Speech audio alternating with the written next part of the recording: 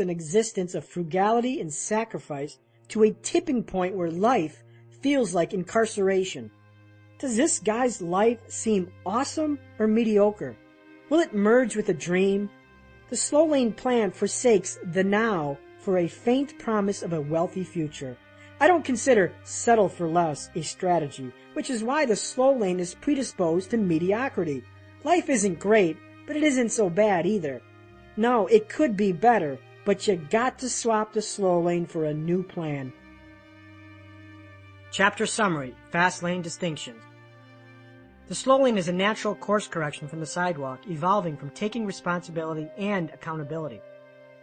Wealth is best experienced when you're young, vibrant, and able, not in the twilight of your life.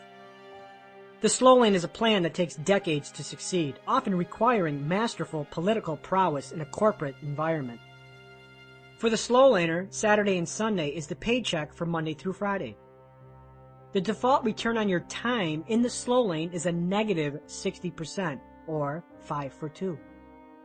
The 5 for 2 trade inherent in the slow lane is generally fixed and cannot be manipulated because job standards are 5 days a week. The predisposed destination of the slow lane is mediocrity. Life isn't great, but it isn't so bad either. Chapter 11. The Criminal Trade, Your Job. By working faithfully 8 hours a day, you may eventually get to be the boss and work 12 hours a day. Robert Frost. I spent 5 years in college for a phone book? Before college graduation, I humored myself and attended a few job workshops. I remember one vividly, an entry-level position at a big insurance firm in Chicago. During our introduction at the corporate facility, the company recruiters told us exactly what to expect. Over there, pointing to a sea of cubicles, is where our new hires sit. I won't be coy. In the beginning, this job is difficult.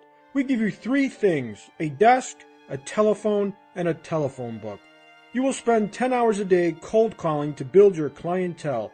I know, not glamorous, but the rewards... At that point, the rewards were inconsequential, and I went into acting mode. I acted interested. I acted happy. I acted like it was acceptable. It wasn't. I spent 5 years in college just to sit in a 6x6 cubicle and cold call elderly people out of a damn telephone book? Are you freaking kidding me? I could have done this out of middle school, and I didn't need to spend thousands on a college degree to hawk insurance. Yet my peers salivated at the opportunity of having a nice base salary, a great 401k, and a top-tier health plan. No thanks. If I'm cold calling out of the damn phone book, it won't be for my boss, but for me. Jobs, domestication into normalcy. If you want to escape the slow lane, find wealth and freedom fast, you've got to dump the damn job. Let me repeat, dump the job. Jobs suck. I mean that generically, not targeted toward a specific job. Whether you're an electrician or a store manager, you hold a job. Jobs suck because they're rooted in limited leverage and limited control. Sure, you can have a great job, and a fun one too, but in the scope of wealth, they limit both leverage and control, 2 things desperately needed if you want wealth. Here are 6 sucky reasons why your financial plan shouldn't revolve around a job, the nucleus to the slow lane. Suckage number 1. To trade time is to trade life. Who taught us that trading time in exchange for money was a great idea? Why does this normalcy consistently translate into unrivaled suckage? If you're shackled to a job, you're engaged to a glorified exchange of your time, your life, for pieces of paper that grant you freedom. You sell your freedom to get freedom. Pretty stupid, huh? Jobs suck because they ravenously consume time. At a job, time trade is central to how you make money. A job is the basis for that horrific 5 for 2 exchange. But let me translate that word time differently. Life. In a job, you sell your life for money. If you work, you get paid. If you don't work, you don't get paid. Who officiated this blood-sucking marriage? Here's a list of common jobs and how long you have to work just to earn $1 million. If you diligently save 10% of your earnings and stuff it under a mattress, your time to $1 million multiplies by a factor of 10. Architect, 16 years to earn $1 million. Bartender, 61 years to earn $1 million. Carpenter, 27 years to earn $1 million. Secretary, 27 years to earn $1 million. Software engineer, 13 years to earn $1 million. Pharmacist, 11 years to earn $1 million. Physical therapist, 15 years to earn $1 million. Veterinarian, 14 years to earn $1 million. Now, if you save 10% of your earnings, multiply each of those years by 10. That's how long it will take you to save $1 million. So wouldn't it make sense to get paid regardless of what you're doing? Get paid while you sleep, while you have fun, while you poop, while you sit on the beach? Why not get paid with the simple passage of time and make time work for you instead of against you? Does that exist? It does, but it doesn't come from the slow lane. Suckage number 2, limitation on experience. I learned more as an entrepreneur in 2 months than I did working 10 years at dozens of dead-end jobs. The problem with a specialized skill set is it narrows your useful value to a confined set of marketplace needs. You become one of many cogs in a wheel. And if that cog becomes obsolete or expendable, guess what? You're out of luck. For example, thousands of auto workers have been displaced because their jobs have been outsourced or replaced by robotics. Experience doesn't help them, it hinders them. Remember typewriters? How is the typewriter repairman doing these days? How about stockbrokers, travel agents? Dying breeds of jobs move out of favor like fashion fads. One year your skill set has value, the next it doesn't. Second, job experience is usually regimented into a core group of activities that is routinely repeated over and over again, day after day. After the initial learning experience, the job becomes regimented, and accumulation of new knowledge creeps to a crawl. A job limits learning and mutates into life's death knell, a trade of life force for money. Experience comes from what you do in life, not from what you do in a job. You don't need a job to get experience. Ask yourself this: which experience is more important? The experience of a menial job designed to pay your bills, or the experience and failures of creating something that could provide you financial freedom for a lifetime without ever having to hold a job again? Suckage number 3, no control. A job is like sitting in the bed of a pickup truck. You're exposed to the harsh elements while the driver of the truck sits comfortably in the driver's seat. And if the ride gets rough, you get jacked around, or worse, tossed overboard. There is no control sitting in the back of a pickup truck, and to have this strategy at the heart of your financial plan is asinine. If you don't control your income, you don't control your financial plan. If you don't control your financial plan, you don't control your freedom. Millions obediently sing the employee kumbaya and believe that a job is central to supporting themselves. Sure, a job can support you, but is your goal only support? Do you want wealth or mediocrity? If the momentum of your financial road trip can be roadblocked by a pink slip, you're gambling. You aren't being real, you're being stupid. There is neither safety nor security in a job. Suckage number 4, Linda's bad breath. I have people in my family who are lifelong employees. I hear their trials and toils. Despite 24 different jobs over the years, I notice nothing changes when it comes to office politics. It's the same story, different people, different day, in a different office. So-and-so is sleeping with the boss and courting favor. Jim is lazy but takes credit for the work. Linda has bad breath and everyone is afraid to tell her. Lacey arrives late and leaves early. Oh, and Horace steals food and wears the same sport jacket every day. Lazy Lester never replaces the copier paper. Same stories, different office. No matter where you work, office politics play a part. The stage is different, but the actors are the same. And unfortunately, as an employee immersed in the work environment, you have to play the game. You have to be obedient or face retribution from coworkers or your boss. I can remember my friend's after-work rants as she toiled a high-carbohydrate corporate environment. Everything had a process. Got an idea? Great, send it to the boss sends it to his boss, who then hands it off to legal, who then sends it back to her boss's boss for revisions, who sends it back, blah, blah, blah, blah. By the time the idea gets anywhere, it's either stale or 4 other people have staked a claim to it. Who needs this entangled web destroying your sanity? The only defense to office politics is to control the playing field, and to do that, you have to be the boss. And to be the boss, you not only need to run the show, you need to own it. Suckage number 5, a subscription to Pay Yourself Last. Pay yourself first is a slow lane doctrine. The problem is that it's near impossible in a job. Local, state, and federal governments heavily tax earned income, and your options to shield that income from taxation is limited to contributions to 401ks and IRAs, which are also limited.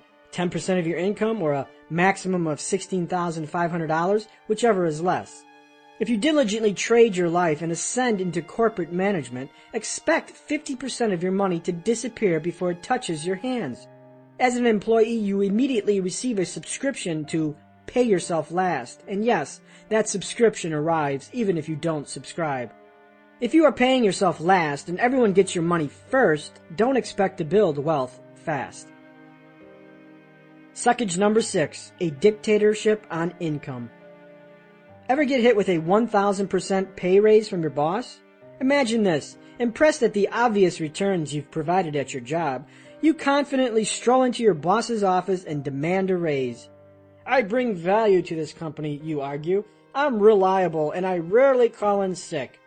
Your boss takes a defensive posture, crosses his arms, tilts his head skyward, and leisurely reclines in his big red executive chair. You take a deep breath and let it ride. Therefore, sir, I'd like a 1,000% pay raise. Your boss emits a guttural groan. He lurches forward, ends his recline, and hammers his hands to the desk. Okay, what's the joke? I'm busy, he snipes. You reply, no joke, I'm serious. I make $9 an hour. I want to raise to $90 an hour. How about this? You'll get nothing and like it. Get out of my office, quit wasting my time, and if you do it fast, I won't fire you. You stammer out. I guess the boss didn't think a 1,000% pay raise was doable. This scenario would never happen. As an employee, you can't demand a raise greater than 10%, let alone 1,000%. Yet, as an employee of a company, this is your playing field. Your value is dictated, and the job becomes a wealth delimiter with limitations that cannot be subverted. A job seals your fate into a criminal time trade, 5 days of life traded for 2 days of freedom. A job chains you to a set grade of experience. A job takes away your control. A job forces you to work with people you can't stand. A job forces you to get paid last. A job imposes a dictatorship on your income. These limitations are counterinsurgencies to wealth. Do you still want a job? Chapter summary, Fastlane distinctions. In a job, you sell your freedom in the form of time for freedom in the form of money. Experience is gained in action. The environment of that action is irrelevant. Wealth accumulation is thwarted when you don't control your primary income source. Chapter 12, The Slow Lane, Why You Aren't Rich. Somebody should tell us right at the start of our lives that we are dying, that we might live life to the limit every minute of every day. Do it, I say. Whatever you want to do it now. There are only so many tomorrows. Michael Landon. Exposing slow lane ineptitude. If the slow lane is your get-rich strategy, I can make a likely assumption. You're not rich, and you will never be. Wow, how could I be so sure? Simple. The slow lane strategy is rooted in uncontrollable limited leverage, or ULL, pronounced YUL. If you need help remembering this important concept, just think, if the slow lane is your plan, you'll never get rich. Uncontrollable limited leverage is the disturbing evidence that proves the slow lane's futility. How do you get rich in the slow lane? You get a great paying job, you save money, live frugal, invest in the stock market, and repeat for 50 years. If you mine this strategy into its mathematical constructs, you will find the variables that define the plan cannot be controlled and cannot be leveraged. Uncontrollable Limited Leverage, ULL, Part 1. Why is ULL so important? To attract financial wealth, you need to attract large sums of money. To attract large sums of money, you need two things. Number one, control, and number two, leverage. The slow lane has neither, and that truth is exposed when you reverse engineer the strategy into its mathematical equivalent or its wealth universe. Uncover the mathematics behind the plan, and you uncover its weakness. When the slow lane is deconstructed, you'll find two variables. Number one, the primary income source, which defines how income is earned, and number two, the wealth accelerator, which defines how wealth is accumulated. The slow laner's primary income source comes from a job, while the wealth acceleration vehicle comes from market investments like 401ks and mutual funds. Put it together and you arrive at the slow laner's wealth equation.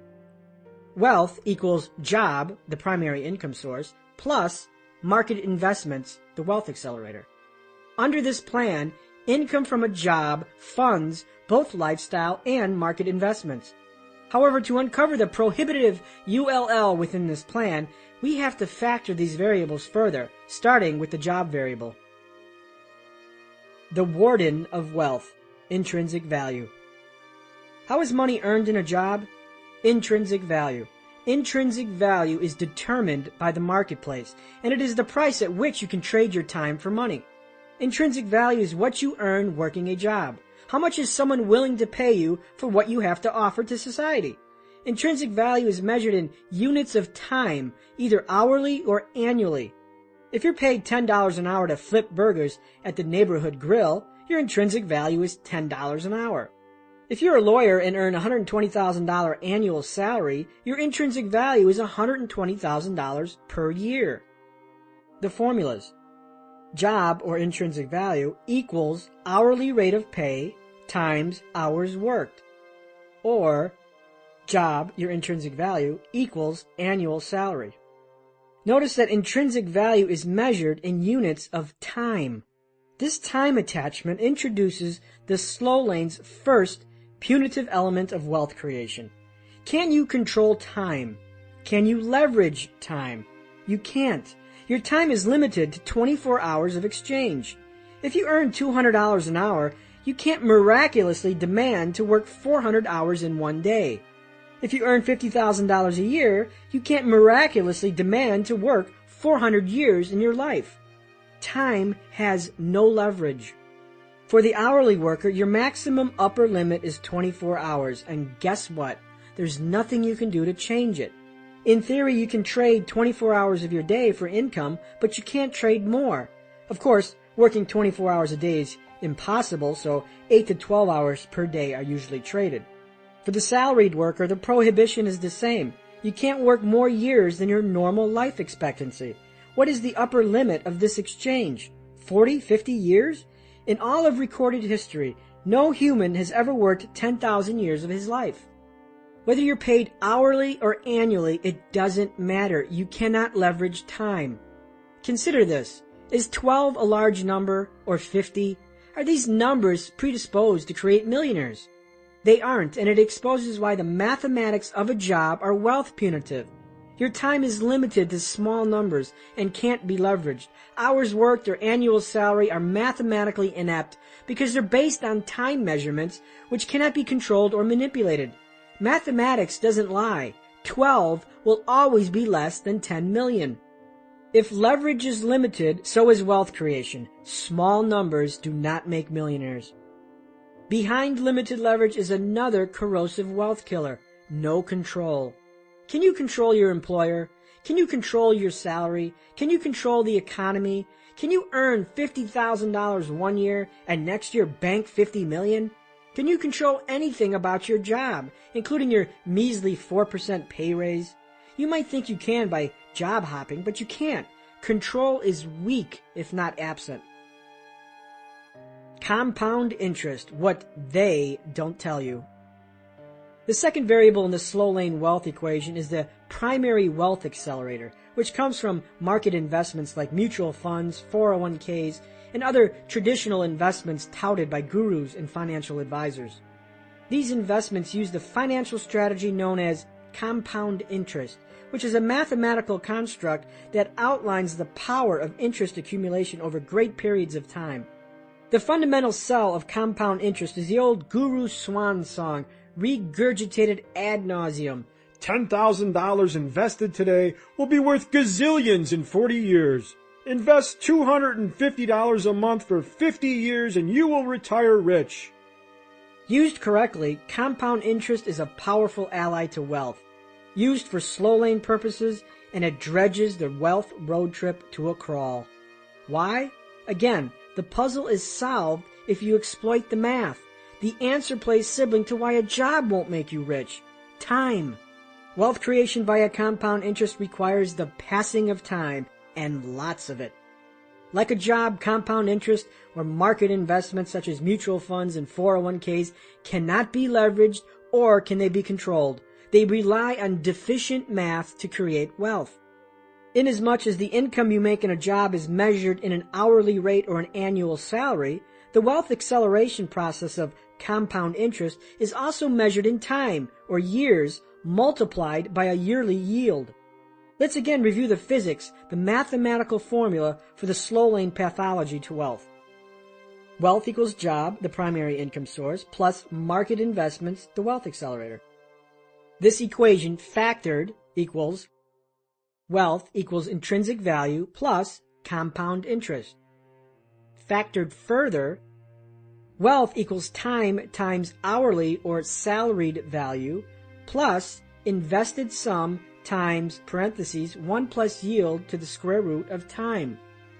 Like a job, the flaw in compound interest lies in the same mathematical restrictions in which numbers work against you instead of for you. Take a listen to this chart, which highlights the effect of compound interest in that $10,000 investment. For a $10,000 investment, after 40 years at 10% growth, you will have $452,000. $10,000 invested at a rate of growth of 15% will be worth $2.6 million at the end of 40 years. Now, a slow lane guru preaches that a $10,000 investment grown at 15% will be worth over $2.5 million in 40 years. Hooray! What don't they tell you? They don't tell you that a 15% return year after year is impossible unless you invest with the likes of Bernie Madoff or Charles Ponzi. They don't tell you that in 40 years you'll likely be dead, and if you're not, you'll be close. They don't tell you that in 40 years your $2.5 million will likely be worth $250,000 in today's dollars, and that a gallon of milk will cost $12.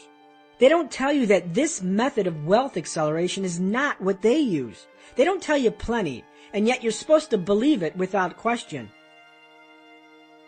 Uncontrollable Limited Leverage, ULL, Part 2. For compound interest to be effective, you need three things. Number one, time, as measured in years. Number two, a favorable yearly investment yield within those years. And number three, an invested sum repeatedly invested. These three variables make up the latter portion of our slow lane wealth equation. Compound interest equals invested sum times 1 plus yield squared by time. Although this is a simplified version of a more complicated equation, the point of this analysis is its variable components. Compound interest demands that your investments yield a predictable 10% per year. Good luck with that 40-year gamble. Have the markets ever lost 20% in 1 year, or 40%? They have, and when they do, your hard-earned savings evaporate. You see, wealth acceleration via compound interest is deficient because its variables are deficient. Neither time nor yield can be leveraged or controlled. Again, meet my friend, uncontrollable limited leverage. Can you demand a 2,000% return on your money this year? Can you demand your investment time horizon increase from the standard 40 years to 400 years? Again, the numbers can't be leveraged. Your upper limit of time investment horizon is 50 years. Yield is worse. 6%, 8%, or 10% yearly investment returns are typical standards. Time is restrained by the years in your life. Yield is restrained by the average yield of typical market investments, and sum is limited because your means of creating income comes from a job, also limited. The only way to subvert the mathematical weakness of compound interest is to start with a large number, and large numbers require leverage. Additionally, like a job, you can't control compound interest. Can you demand your bank pay you 25% interest on your savings? Hey, Mr. Slow Lane Bank, I demand a 25% yield on my savings account. Can you control the economy? Hey, Mr. Economy, can you guarantee me low unemployment and a business-friendly tax environment? Can you control the average yield of the stock market? Hey, Mr. Stock Market, I'm tired of these 8% returns. Can you give me 250% this year? Funny stuff. Can you control anything in this equation other than the furious, labor-intensive search for the best investments just to ensure you can eke out another marginal 1%? You can't. Why mutual funds and 401ks won't make you rich. In 2008, I went to a fixed income investment seminar given by a major brokerage house. Fixed income investments are instruments like municipal and corporate bonds. Approximately 50 people attended the standing room only seminar. I sat in the back and surveyed the crowd. Removed the gray hair, the socks and sandals combos, the canes, the wheelchairs, and what was left? Just me. I was the youngest person in the room, and heck, I'm not even that young anymore. How does a 30-something get in a room full of retirees? The people in the room were slow lane success stories. They used time to accelerate wealth, and what it got them was old age. I don't say that to be mean-spirited to older generations, but to cast a light on the point. Compound interest, 401ks, mutual funds, the stock market cannot accelerate wealth fast. According to research and marketing firm the Harrison Group, only 10% of pentamillionaires, which is a net worth of $5 million or more, report that their wealth came from passive instruments. Age data was not provided, but you can guess none of the 10% were under 30. Think about it. Have you ever met a college student who got rich investing in mutual funds or because of his employer's 401k? How about the guy who bought municipal bonds in 2006 and retired in 2009? I wonder if that guy driving that $1.2 million supercar can because of his well-balanced portfolio of mutual funds. These people don't exist because the youthful rich are not leveraging 8% returns, but 800%. Has your wealth ever grown by 800% in 1 year? Probably not, but guess what? Mine has, because I'm not shackled to the slow lane wealth equation. My wealth acceleration vehicle doesn't come from the stock market. Yet, you've been domesticated to believe that these tools accelerate wealth. Mutual funds, stocks, bonds, 401ks, dollar cost averaging, and compound interest, these are all standard strategies for wealth acceleration in the slow lane. Unfortunately, without control or leverage, they're impotent wealth accelerators. Buy and hold is dead. In college, I was taught buy and hold was the safe investment strategy that made millions. Buy stocks in solid companies, sit back and wait decades, and voila, I'd be awash with millions.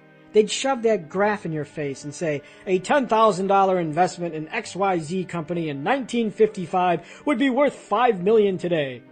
Thankfully, I ignored it.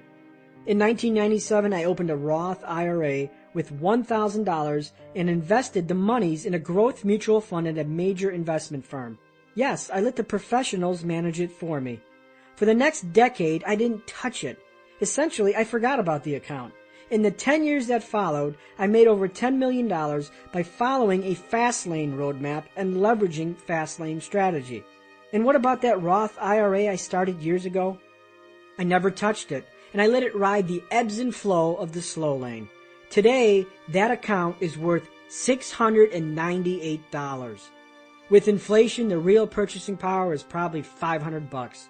My spare change bucket on my kitchen table was a better investment. Had I invested $1 million, I would have lost more than $400,000.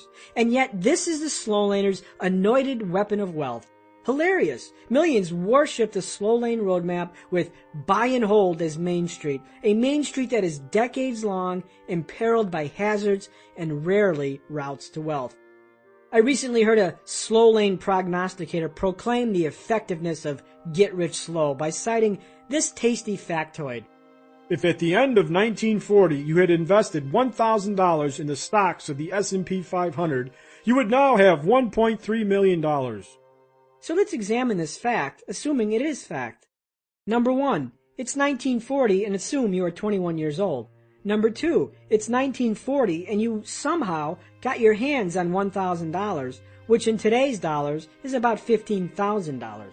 Number 3, you took that $1,000 in 1940s money and invested it in the S&P as explained earlier. Congratulations, it is now 2011 and you are 91 years old, rich with $1.3 million. Or if you were lucky to get your $1,000 on birth, you'd now be 71 years old. Yes, folks, it's time to get excited. Get Rich Slow is going to make you rich. Just ignore your 74-year life expectancy and make sure your wheelchair comes equipped with chrome rims. Seriously, how does anyone get excited over this crap? The Slow Lane's traitorous relationship with time. Compound interest and a job have the same disease, the sinful and gluttonous consumption of your time while forsaking control. Both variables within the slow lane wealth equation are anchored by time. Time traded in a job and time traded in the markets. Time becomes the linchpin for wealth that ties the mathematical handicaps of mortality. 24 hours in a day and a 50-year work life expectancy. Yes, getting rich is a function of time. Unless you plan on living forever, this relationship is foolhardy. Why? Because to trade your time away is to trade your wealth away. Examine this example. If you had a salary for $75,000 a year and you saved 5% of it for 40 years at 8%, you'd end up with more than $1 million. Don't get enamored with the number. Keep in mind this is 40 years from now. If you're 20 years old, you will be 60 years old. If you're 30 years old, you will be 70 years old. If you're 40 years old, you'll likely be dead. Sorry, but that's beyond life expectancy. So at these ages, does this money and the freedom it buys sound appealing? Also, do you realize that this money will have 50% of today's buying power? 40 years ago, you could buy a car for $3,000 and a loaf of bread for 20 cents. Lest we not forget other lofty assumptions, gainful employment, and a robust economy that behests a safe 8% per year. In 2008, the markets lost 50%. I guess the gurus forgot to mention these anomalies. Folks, you don't want millions to accompany your cane. You want it to accompany your youth. Every day, people sacrifice their time for tiny nuggets of wealth where time is the liability and not the asset.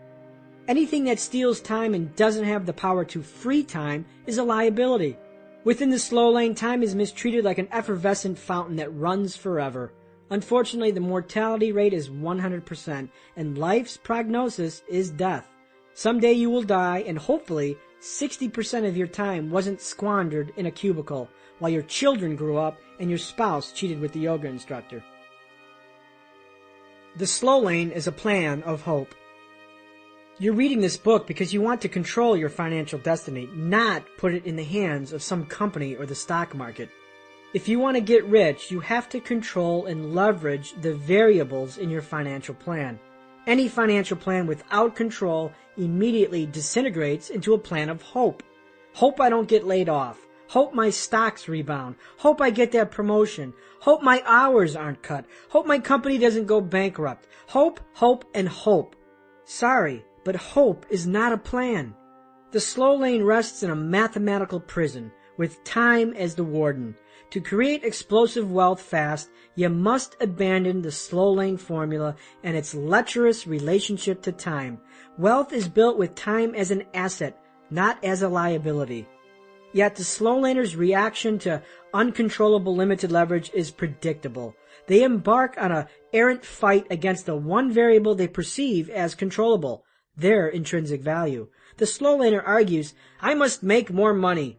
And that fight is fought futilely with an expensive education. Chapter Summary, Fastlane Distinctions.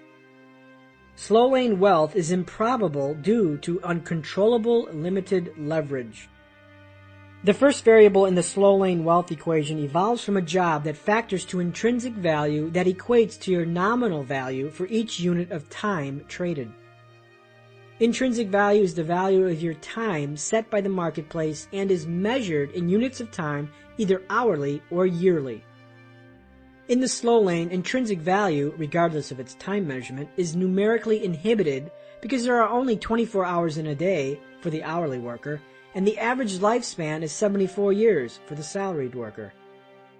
Like the slow laner's primary income source, a job, the slow laner's wealth acceleration vehicle compound interest, is also pegged to time. Like a job, compound interest is mathematically futile and cannot be manipulated. You cannot force-feed the market or the economy to give you phenomenal returns year after year. Wealth cannot be accelerated when pegged to mathematics based on time. Time is your primordial fuel, and it should not be traded for money. Your time should not be an expendable resource for wealth, because wealth itself is composed of time. Your mortality makes time mathematically retarded for wealth creation. If you don't control the variables inherent in your wealth universe, you don't control your financial plan. Chapter 13, The Futile Fight, Education. The only thing that interferes with my learning is my education. Albert Einstein. The fight against uncontrollable limited leverage, education. The slow laner's natural reaction to uncontrollable limited leverage inherent in their wealth equation is to wage war with intrinsic value by deploying the education weapon. Since ULL defines the slow laner rationalizes that the only variable worthy of escalation is their rate of pay. I need to make 6 figures. I need to make more money. So predictably, they go back to school and get an MBA or some certification. They'll argue, MBA grads earn 15% more, or the starting salary of a certified PMP is $120,000 a year. For example, Steve Ambrose enrolls in an MBA program to sweeten his credentials. The cost of the MBA is $44,000 and 800 hours. Steve justifies this twofold expense, time and money, because he anticipates his intrinsic value will rise. Upon completion, Steve expects to be worth more to his company and worth more in the competitive marketplace. Unfortunately, he still trades his time for money, just at a higher rate, and yet still uncontrolled and unleveraged. Another example is my friend who enrolled in a project management certification class that ate 5 8-hour Saturdays from her life and cost $2,700. Her goal? A project management credential that would raise her intrinsic value in the marketplace. As a certified project manager, she exposes herself to new opportunities at higher grades of pay, but still a trade of time for money. Whether consciously or not, the slow laner believes that elevating intrinsic value can create wealth. Want to be highly paid right out of college? Go to medical school and become a doctor. As a physician, your intrinsic value is now worth $200 per hour. Become an engineer, a lawyer, or an accountant. All highly paid, professional, salaried positions. Typically, a formal college education is used to serve slow lane purposes, an explicit attempt to raise intrinsic value. Not all education is created equal. The problem with formal education used to raise intrinsic value is that it's ungodly expensive in time and money. Not a week goes by when I don't hear about some freshly minted MBA grad who struggles to pay his student loans while working a mid-grade job he could have gotten right out of high school. Debt that traps you to a job is not good debt. A preoccupation to become highly educated could be a Trojan horse to your freedom. Not all education is created equal. Some education can roadblock your wealth road trip. If an education entombs you under a mountain of debt and shackles you to a job for the rest of your life, was it really a good education? If an MBA increases your salary by 15%, but takes you 15 years to pay, was it a good investment? It's a great myth. To get rich, you need an expensive college degree. Hogwash. A degree isn't a prerequisite to fast lane wealth. Some of the richest fast laners are people who never either finished high school or college. Bill Gates, Steven Spielberg, Richard Branson, Michael Dell, Felix Dennis, David Geffen, and John Paul DeJoria all dropped out of school to pursue fast lane objectives. How dare they get rich and not be educated? Slow lane entrapment. Financing expensive college tuition for an education is a dangerous game that can lead to slow lane entrapment, conformity, and education servitude. A typical collegiate study progresses from general knowledge to very specific skill sets. For example, while studying finance, I learned complex mathematical formulas that aided in financial decision-making, things like lease or buy or return on investment. These concepts are specific tools to a trade that can hinder your future options. The prescribed path for graduates with finance degrees was to get a job in a financial sector, an insurance company, an accounting firm, or in an investment house. My education had the indirect and unintended consequence of restricting my options to specific disciplines based on an educative skill set. The result? Conformity and limited choice. If there aren't opportunities in my field, my education becomes marginalized and devalued. If the opportunities available require less education, say a BS and I have an MBA, I become overqualified and unemployable. If my skills erode in practicality based on technological evolution, my education becomes deprecated and my value to society plummets accordingly. The second educational entrapment danger is education servitude. While the sidewalker deals with lifestyle servitude, the slow laner wrestles with education servitude, which is freedom eroded by education that traps the victim to a job. Has your education indentured you to a job? Advanced degrees are not cheap. According to the College Board, the average college degree, including room and board, now costs nearly $60,000. Prefer the prestige of a private school? The tab will set you back a Ferrari. This kind of debt buries the dreams of our youth and puts them permanently bound to the slow lane, or worse, the sidewalk. Consider the statistics. In 2007, the Washington Post reported that, according to Nellie Mae, the big student loan service provider, by the time college students are seniors, 56% of them will have 4 or more credit cards with an average balance of $2,800. According to a research report by Demos, a public policy research and advocacy organization, people in the 18 to 24 age bracket spend nearly 30% of their monthly income on debt repayment. This is double from 20 years ago. A survey of college borrowers found that the average college senior graduated with nearly $19,000 in student loan debts, and graduate degree pursuers more than $45,000. A 2007 Charles Schwab survey revealed that teenagers believe that when they get older, they will earn an average salary of $145,000. The reality? Adults with a college degree earned an average of $54,000. Unfortunately, the future isn't so bright that you have to wear shades. The truth behind the reality and expectation is about a $100,000 chasm.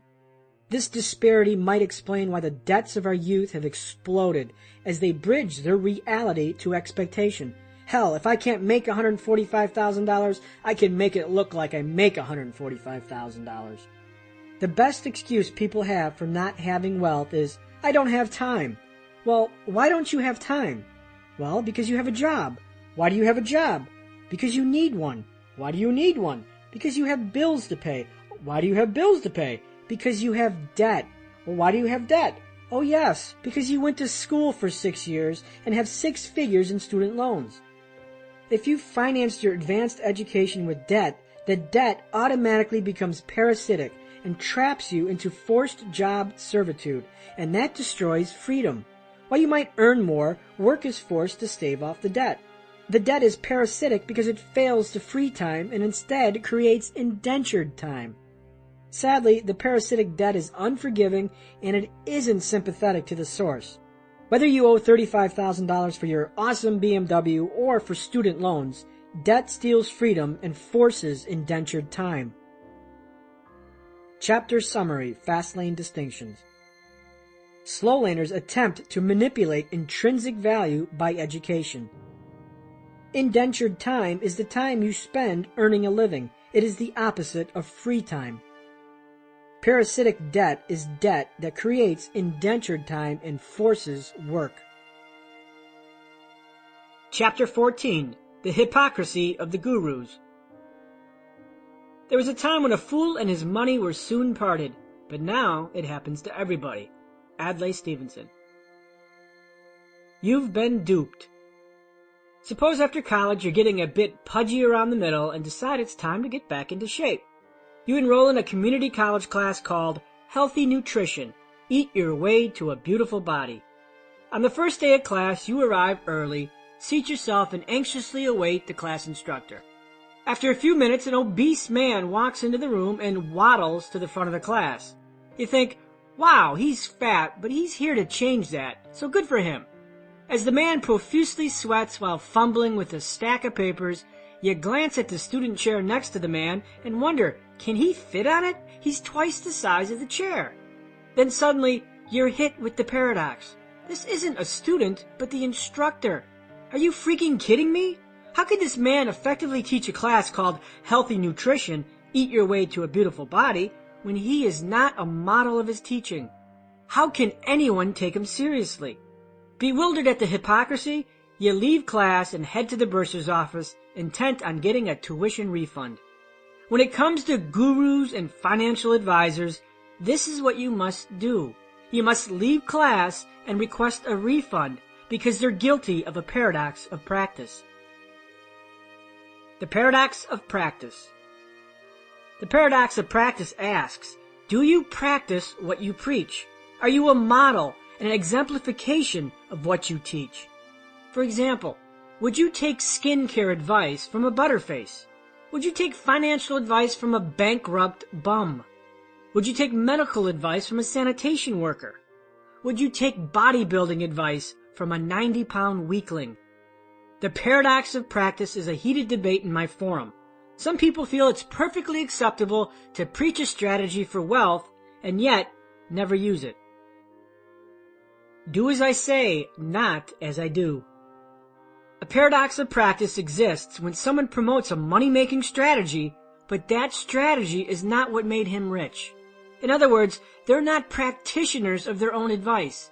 These people effectively teach one wealth equation, the slow lane, while they get rich leveraging another, the fast lane.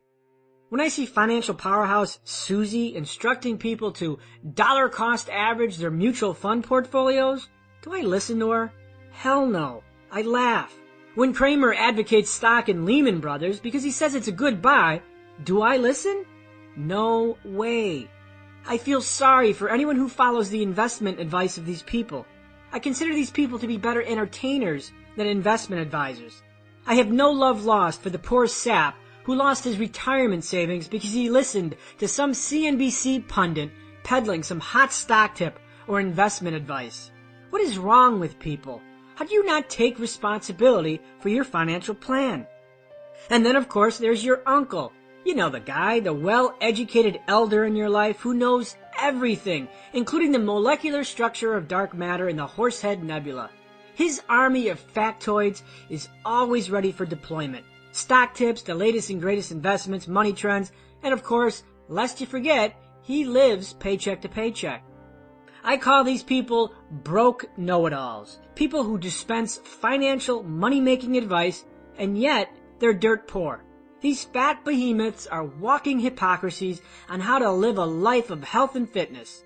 Folks, listen to these people with an entertainment expectation, not advice. Good advice comes from the guy who scores all the touchdowns, not the guy shut out in the fourth quarter. Yes, the best quarterbacking advice comes from Peyton Manning, not MJ Demarco. Is the paradox of practice in play? In the game of money, money is the scorecard. If someone tells you how they scored, make sure they disclose the real method to wealth, not the illusion concealing the real culprit. Sadly, it's virtually impossible to get good, practical money advice because most gurus live a paradox of practice. Yes, gurus are rarely rich because of their advice, but rich because they're successful fastlaners who covertly hide their paradox of practice. These paradoxical metaphors described earlier befit the hypocrisy of the people who you've entrusted with your financial roadmap. You're sold blindly down the river by a ride they've never completed. Meanwhile, they gaze at you comfortably above in their corporate jet drinking champagne. No one tells you the real, unadulterated story behind their road to wealth, but I will. The Slow Lane Roadmap is sanctimoniously trumpeted by best-selling book authors who dispense financial advice through TV, radio, and books. The strategies they sell are a travesty of grand illusions. Do you seriously think that these people are rich from their preachings, or are they selling you the slow lane while they get rich in the fast lane? Let me hypothesize about the probable wizardry behind their charade. First we have Susie. Susie preaches mutual funds, dollar cost averaging, and 401ks. We can absorb Susie in many media, radio, TV, and in any of her half-dozen books. Her grill is everywhere.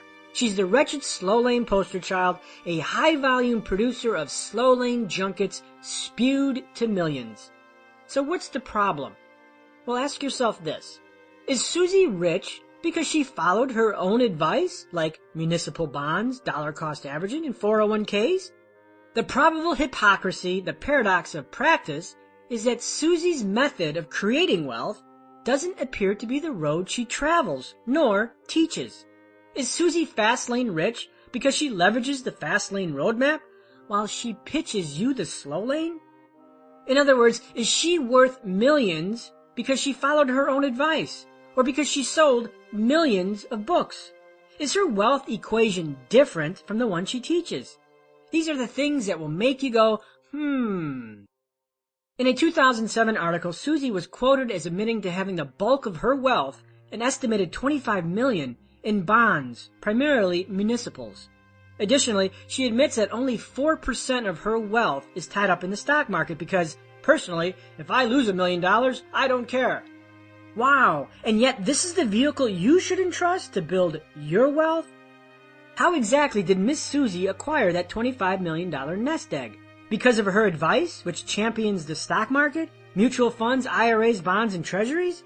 Or did she use the Fastlane roadmap, amass wealth fast by explosive net income, and then pour her wealth into these instruments? Yet her advice for the people at the precipice of poverty is that they should invest in the stock market to create wealth, when it appears like she hasn't. Folks, the rich are using the markets for income and wealth preservation, not to create it. Then we have David. As I thumbed through David's many books, I was inundated with an alarming quantity of slow lane ilk. Compound interest tables, save 10% of your paycheck, stop drinking expensive coffee, and other chronic slow lane diatribes. Again, the paradox of practice rears its ugly mug. Did David get rich from his advice? Or from selling 11 books, over and over several million times, often regurgitating the same slow lane sludge until you can't take it anymore? And finally, we have Robert. Robert, who hails from Hawaii and has 2 dads, one rich, one poor. Double Dad Robert bellicosely explains the real definition of assets and that sophisticated investors are deep into real estate. On national television, Robert once bragged about his Lamborghini, and I found this extravagant exposition ironic, yet disingenuous. Well, why? Isn't Robert showcasing the fruit of his teachings? Perhaps. You see, Robert is a Fastlane success story. He created and built a brand worth millions. But the curious question is this: which came first? The best-selling book or the Lamborghini? Is there a paradox of practice underneath? Did Robert have the status icon pre-book by leveraging his real estate teachings? Or did the Lamborghini arrive after selling millions of books? Robert undoubtedly has amassed a great deal of wealth selling books, games, and seminars.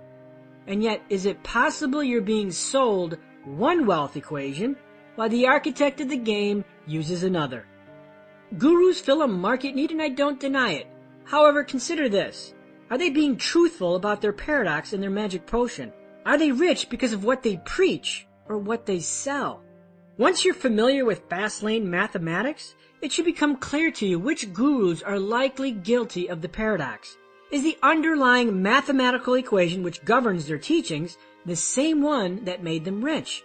If the do as I say doesn't match the do as I do, you should be suspicious. What makes me different is this. The Fastlane concepts in this book gave me financial independence. I already have financial freedom, the nice house, the sports car, the flashy rapper credit card. I don't need this book to get me these things. I also confess this Fastlane disclaimer. This book has the power to make me wealthier because it leverages the same wealth equation that I teach you. In other words, my do as I say matches the do as I do. Slow lane gurus admit failure. On a slow lane financial radio show, a caller sought advice. In a few months, the recession destroyed more than 50% of her savings, which it had taken her nearly 10 years to accumulate. The slow lane guru's advice? a palliative stick to the plan, recommit, rebuild. In other words, my crappy plan has failed you, has taken 11 years to fail you, and yet you need to stand by it. Hope the economy rebounds. Hope the economy never sees another recession. Hope, hope, and hope. And yes, please buy my newest book, Rebuild. Economic recessions expose the slow lane as a risky fraud with lifetime ramifications. Since these gurus make their rich livelihood selling the slow lane roadmap, they need you to believe it works. Their wealth comes from your belief. Despite the current recession's masterful expose, the slow lane Illuminati will never admit that their strategy is woefully inept, and instead they have deviously recalibrated their message to conceal the truth. They continue to spew the same failed rhetoric by writing new books with new titles and new platitudes. Titles like Rebuild Your Wealth, or Start Over, or Recommit. Notice the shift in language exposing the truth. If the plan is so good, why do you need to rebuild or start over? If the strategy worked, such words wouldn't be necessary. For the charade to continue, the gurus need to reinforce the strategy with new books selling the same old shit. And of course, the bigger question is, do you think the gurus need to start over or rebuild? Of course not. They don't use the plan that they sell. They operate in an entirely different wealth universe, which is not predicated on uncontrollable, limited leverage. Chapter Summary, Fastlane Distinctions. Take advice from people with a proven, successful track record of their espoused discipline. Many money gurus often suffer from a paradox of practice. They teach one wealth equation while getting rich in another. They're not rich from their own teachings. Slow Lane Victory, a gamble of hope. I'd rather live in regret of failure than in regret of never trying. MJ Demarco. Exodus, life in the slow lane. Wealth by the slow lane roadmap is analogous to Exodus, the biblical story of Moses. God leads Moses out of Egyptian bondage into a daunting 40-year journey through the desert with the promise of a glorious future in the land of milk and honey. After a lifetime of toil and struggle, Moses arrives at the doorstep to his destination, and then, wham, he dies. He never sees the promise of the journey because life has no guarantees. Sadly, slow lane wealth is akin to this long, perilous journey through the desert. It's a trip that takes decades to finish, starves your life, and makes no promises. Yes, graduate from college, get a good job, and trust your money to the stock market, serve the boss well, and you might be rewarded. In today's harrowing financial climate, I'm surprised people still believe it. But people do, and in legions. When I see sales figures for slow lane books, I'm dumbfounded. Millions sold. How sad.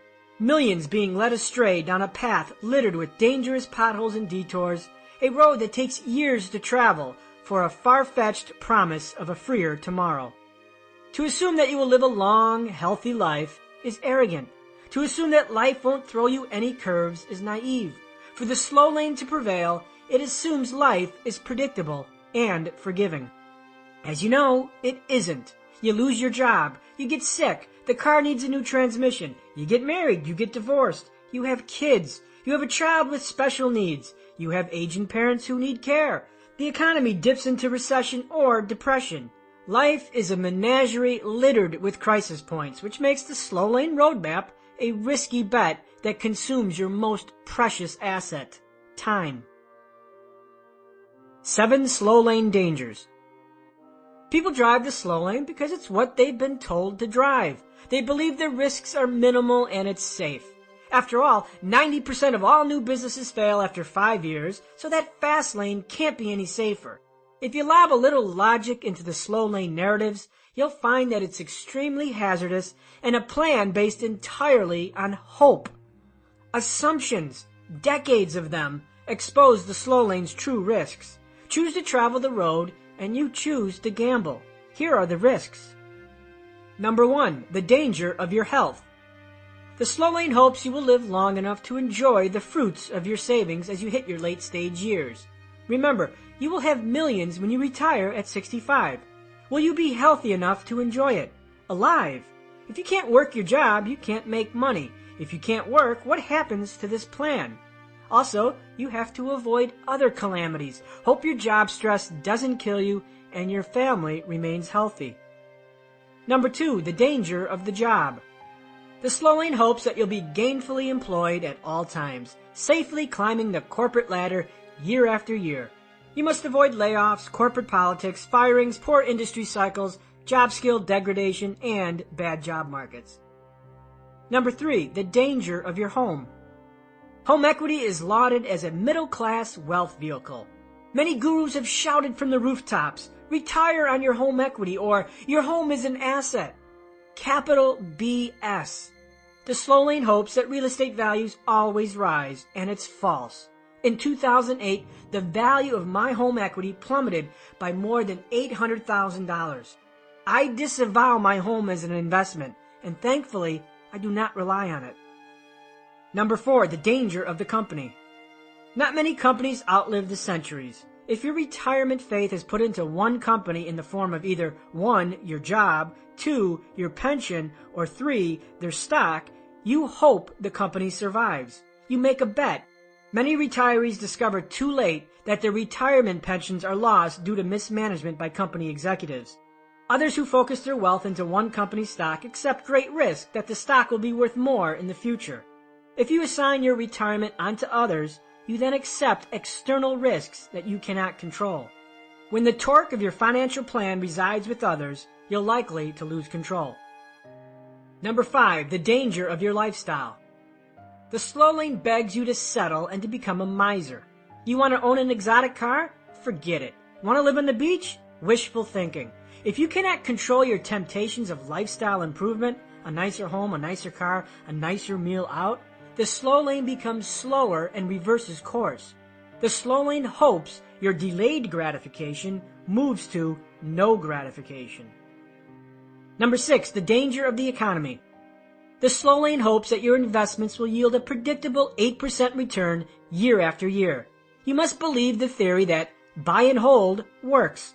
It doesn't, because economic busts, recessions, and depressions occur. For example, in 2008 to 2009, the equity markets lost nearly 60%. If you saved for 15 years and amassed $100,000, it would now be worth $40,000. It would take you 14 years at 8% yearly returns just to get back even. That equates to almost 30 years gone. And this doesn't account for inflation, which makes your $100,000 more like $50,000. Number 7, the danger of the sidewalk. Frustrated slow laners often revert to the sidewalk. Why? Hope over control. When you can't control time, when you can't control your job, and when you can't control 5 days of your life each week, you feel powerless. Emotions of helplessness create an environment ripe for instant gratification and lifestyle servitude. A study published in 2008 by the Journal of Consumer Research found that when people feel powerless and out of control, they have a strong desire to buy things that convey a high status. Why do people feel powerless? Simple. In the slow lane, you relinquish control because time is in control and the gates to the sidewalk reopen. Hope is not a plan. Resistance is futile. When you perform an autopsy on the slow lane, you see its true colors. It's slow, it eats time, and it's risky. When a slow laner realizes the plan isn't working, he goes into overdrive. Overdrive in the slow lane is like pushing a car's accelerator to the floor, hoping its upper speed limit somehow will mystically extend higher, when in fact, the racetrack itself is the problem, not the accelerator. Yet a slow laner will try to manipulate his weak mathematical universe by trying to make the variables malleable. For example, manipulate intrinsic value by increasing hours worked. I need to make more money. Manipulate intrinsic value by changing jobs or adding jobs. I need to get paid more. Manipulate intrinsic value by going back to school. I need a better career. Manipulate compound interest by seeking better investment yields. I need better investments. Manipulate compound interest by expanding investment time horizon. I need more time. Manipulate compound interest by increasing the investment. I need to save more. Each of these 6 responses is a futile attempt to manipulate the impotence of the slow laner's wealth equation. Unfortunately, the limitations of mathematics cannot be subverted, and doing so results in dangerous cause-effect cycles. When a slow laner wants to make more money, he increases his hours worked, switches to a better paying job, or adds jobs. When a slow laner wants to get paid more, he goes back to school hoping to increase intrinsic value. When a slow laner realizes that a 3% investment return isn't building wealth fast enough, bigger risks are assumed for bigger returns. When a slow laner watches 40% of his nest egg disappear in an economic recession, he goes back to work arguing that 5 years is not enough to get back to even. You can't overcome the limitations of mathematics. A car that has a top speed of 10 miles an hour will always have a top speed of 10 miles an hour, no matter how hard you push the accelerator. If you travel across the country at 10 miles an hour, you're going to need 40 years. You see, the slow lane is predisposed to mediocrity because the numbers are always mediocre. The slow lane is risky because its variables are uncontrollable and leverage is absent. ULL really means you'll never get rich. Yet, lifestyle is one variable slow laners can effectively manipulate. Unfortunately, this quickly turns slow lane life into a stale exhibition of misery. Yes, settle for less. Wealth fail. Wrong equation, wrong variable. At some point, the slow laner realizes he can't force the stock market to yield bigger returns. He can't force a 200% pay raise. He can't afford an advanced education to raise intrinsic value. Job hopping offers little incremental pay upgrades. The slow laner is enslaved to his equation and resorts to manipulating the only controllable variable, personal net income, which is increased by reducing expenses. The equation for personal net income is personal net income equals intrinsic value minus personal expenses. The slow lane gurus praise this strategy. The edicts are clear. Pay down your debt. Dump the new car for an old one. Raise your insurance deductibles. Cancel your credit cards and pay cash for everything. Quit buying $10 coffee at Starbucks. Bag your lunch. Shop in bulk. Spend 4 hours clipping coupons. Come on, buddy. Slash those expenses. Someday you're gonna be rich. Absolutely hilarious. These tiresome strategies are a classic response to being stuck in the slow lane. Lifestyle degradation. When you're married to a bad wealth equation, this is resistance. This is like getting a divorce by sleeping on the couch. Since wealth is tied to time and cannot be controlled, you're left with the kitchen scraps. Lifestyle degradation in the form of expense reduction. Yep, you become a cheapskate. This is absolutely wrong. Hoodwinking expenses does not create wealth. Exploding income and controlling expenses creates wealth. For example, when I routinely earned over $100,000 a month, I accumulated wealth fast because I maintained control over my expenses. As my income exponentiated, expenses grew linearly and weren't neglected. If my income increased by 100%, expenses only grew by 10%. I didn't accumulate wealth because of expense dickery. Income explosion and expense control created wealth. So what happens when a slow laner commits to the expense variable? Well, life becomes about what you cannot do. You can't take that trip. You can't buy your kids a decent pair of shoes. You can't own that dream car. You can't subscribe to the movie channels. Yes, the good old sacrifice your today for the promise of tomorrow. In other words, you settle. Slow lane victory, fame, or a geriatric ward. Why invest in a plan that consumes 40 years of your life and fails most of the time? I wouldn't. The dreary reality is that slow lane failure doesn't happen overnight. Failure transpires over the years like a termite-infested woodshed, and when its denizens come to judgment, it's too late. Yes, slow lane victory is as tough as a truck stop sirloin. In a 2002 AARP survey, 69% of the respondents said they would need to work past retirement age. A year earlier, 45% said they would need to work into their 70s or 80s. We can deduce something very disturbing from this data. The slow lane's failure rate is near 70%. Despite the risks, despite the mathematical limitations, despite the typical 5-day trade for a weekend, despite all of it, you might stand firm and try your luck. While victory isn't impossible, I need to mention a few things. Slow lane winners are usually extremely talented, elderly, or overworked. How to win the slow lane, the secret exit. The slow lane can be defied if you can find its secret exit. It's get-out-of-jail-free card that neutralizes the limitations of uncontrollable limited leverage. That secret slow lane escape? Fame. Fame breaks the mathematical limitations of intrinsic value. Those who defy the slow lane are the most pervasive in our culture because of fame. The pro athletes, the rappers, the musicians, the actors, the entertainers. If you want to bludgeon the slow lane's weakness, you need to get famous. Why? Fame and notoriety carry a high intrinsic value. People pay extraordinary rates for you and your services, even if you're just like a reality show star and you have no skills. When a 20-year-old basketball player leaves college and scores a $30 million contract, you've just witnessed slow lane defiance. When an actress lands a $15 million lead role in a major motion picture, you've just witnessed slow lane defiance. When an obese, freckly-faced Irish guy ascends from a waiter to a top finalist on American Idol, the limitations of the slow lane roadmap are shattered because intrinsic value explodes. Suddenly, intrinsic value has leverage because of demand. Unfortunately, most people who seek wealth do so through slow lane defiance, not via the fast lane. Fortune-leading fames are the obvious attack. Why do stadiums breach the capacity for American Idol auditions? Fame explodes intrinsic value.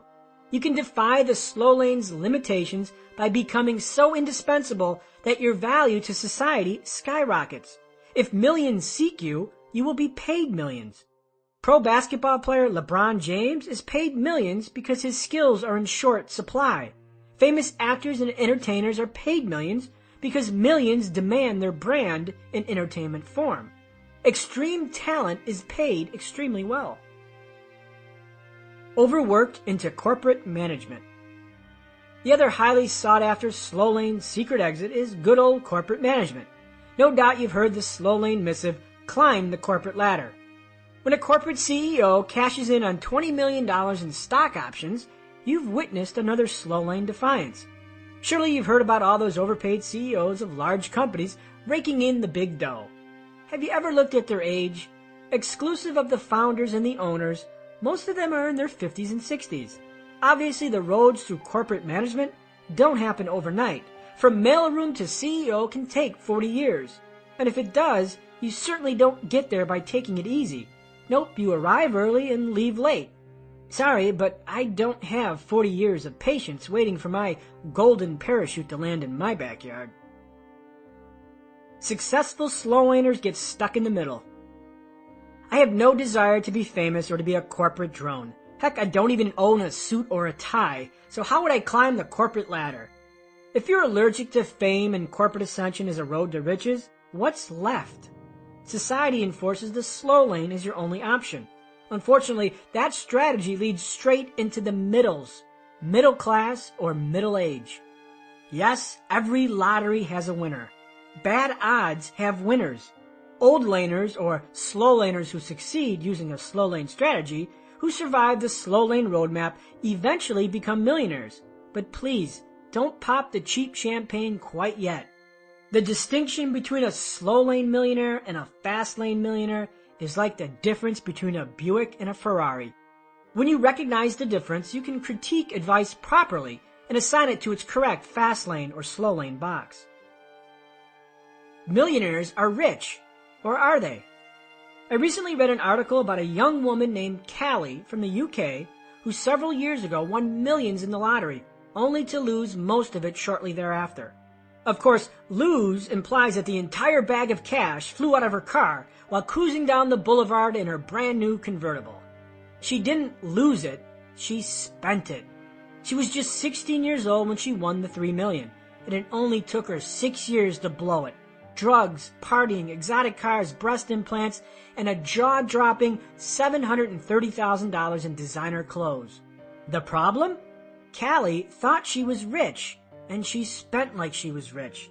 Surely she bought into her title, "I'm a millionaire." While $3 million is a decent chunk of change, she needed $30 million for her lifestyle. Which brings us to our famous word, millionaire. When you hear that word, what do you think?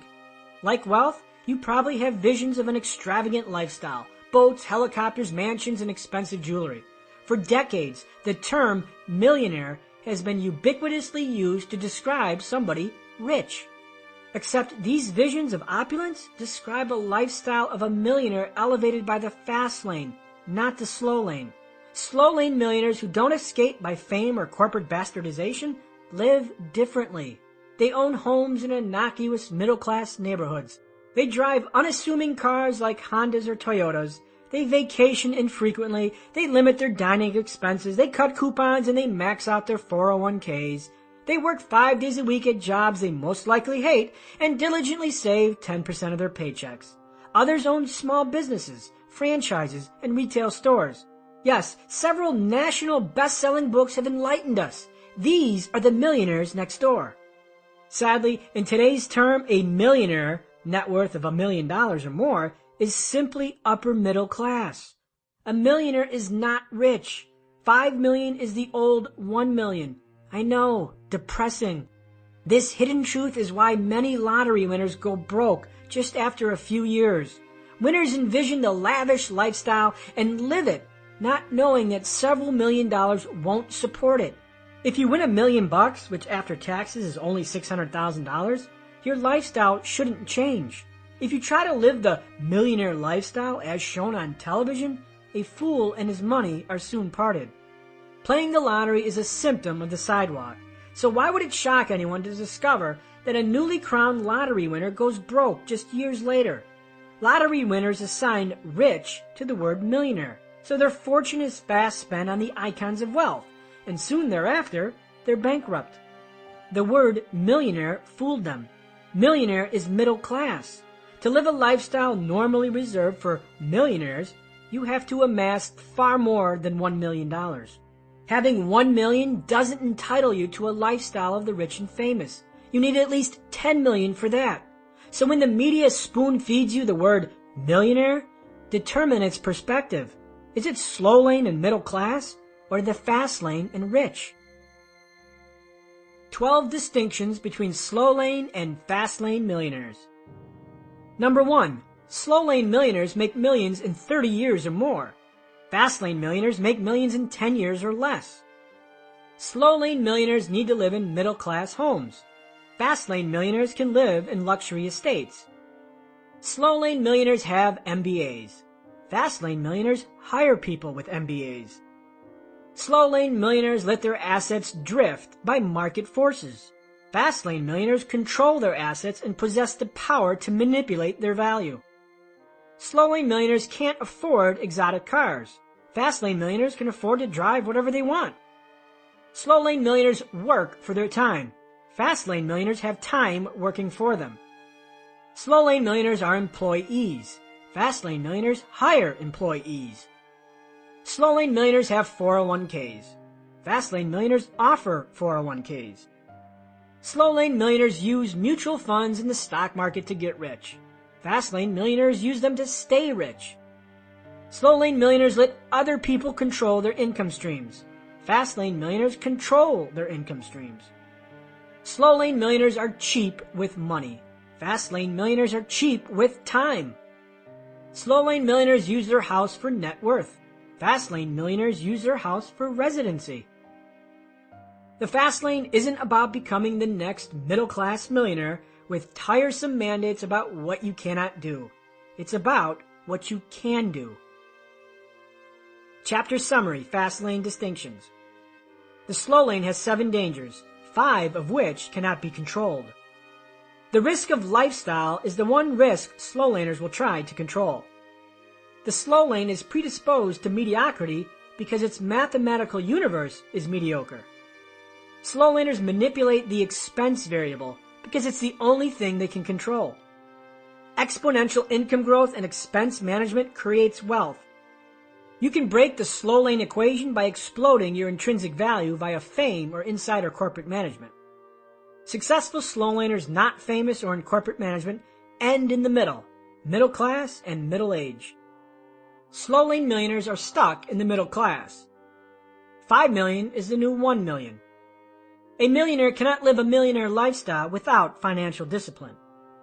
Lottery winners fall into the millionaire trap and go broke because they attempt to live a millionaire lifestyle, not understanding that a few million doesn't go very far.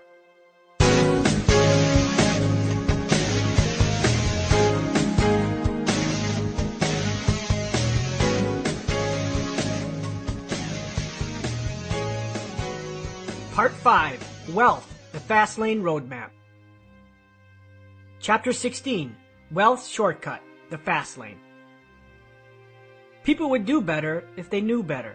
Jim Rohn. What about door number 3? Sidewalk or slow lane? Sacrifice today or tomorrow? You can walk the sidewalk with no financial plan and convince yourself that the indulgences of today have no consequence for tomorrow, or drive the slow lane and sacrifice your today for the risk and illusions of a secure tomorrow.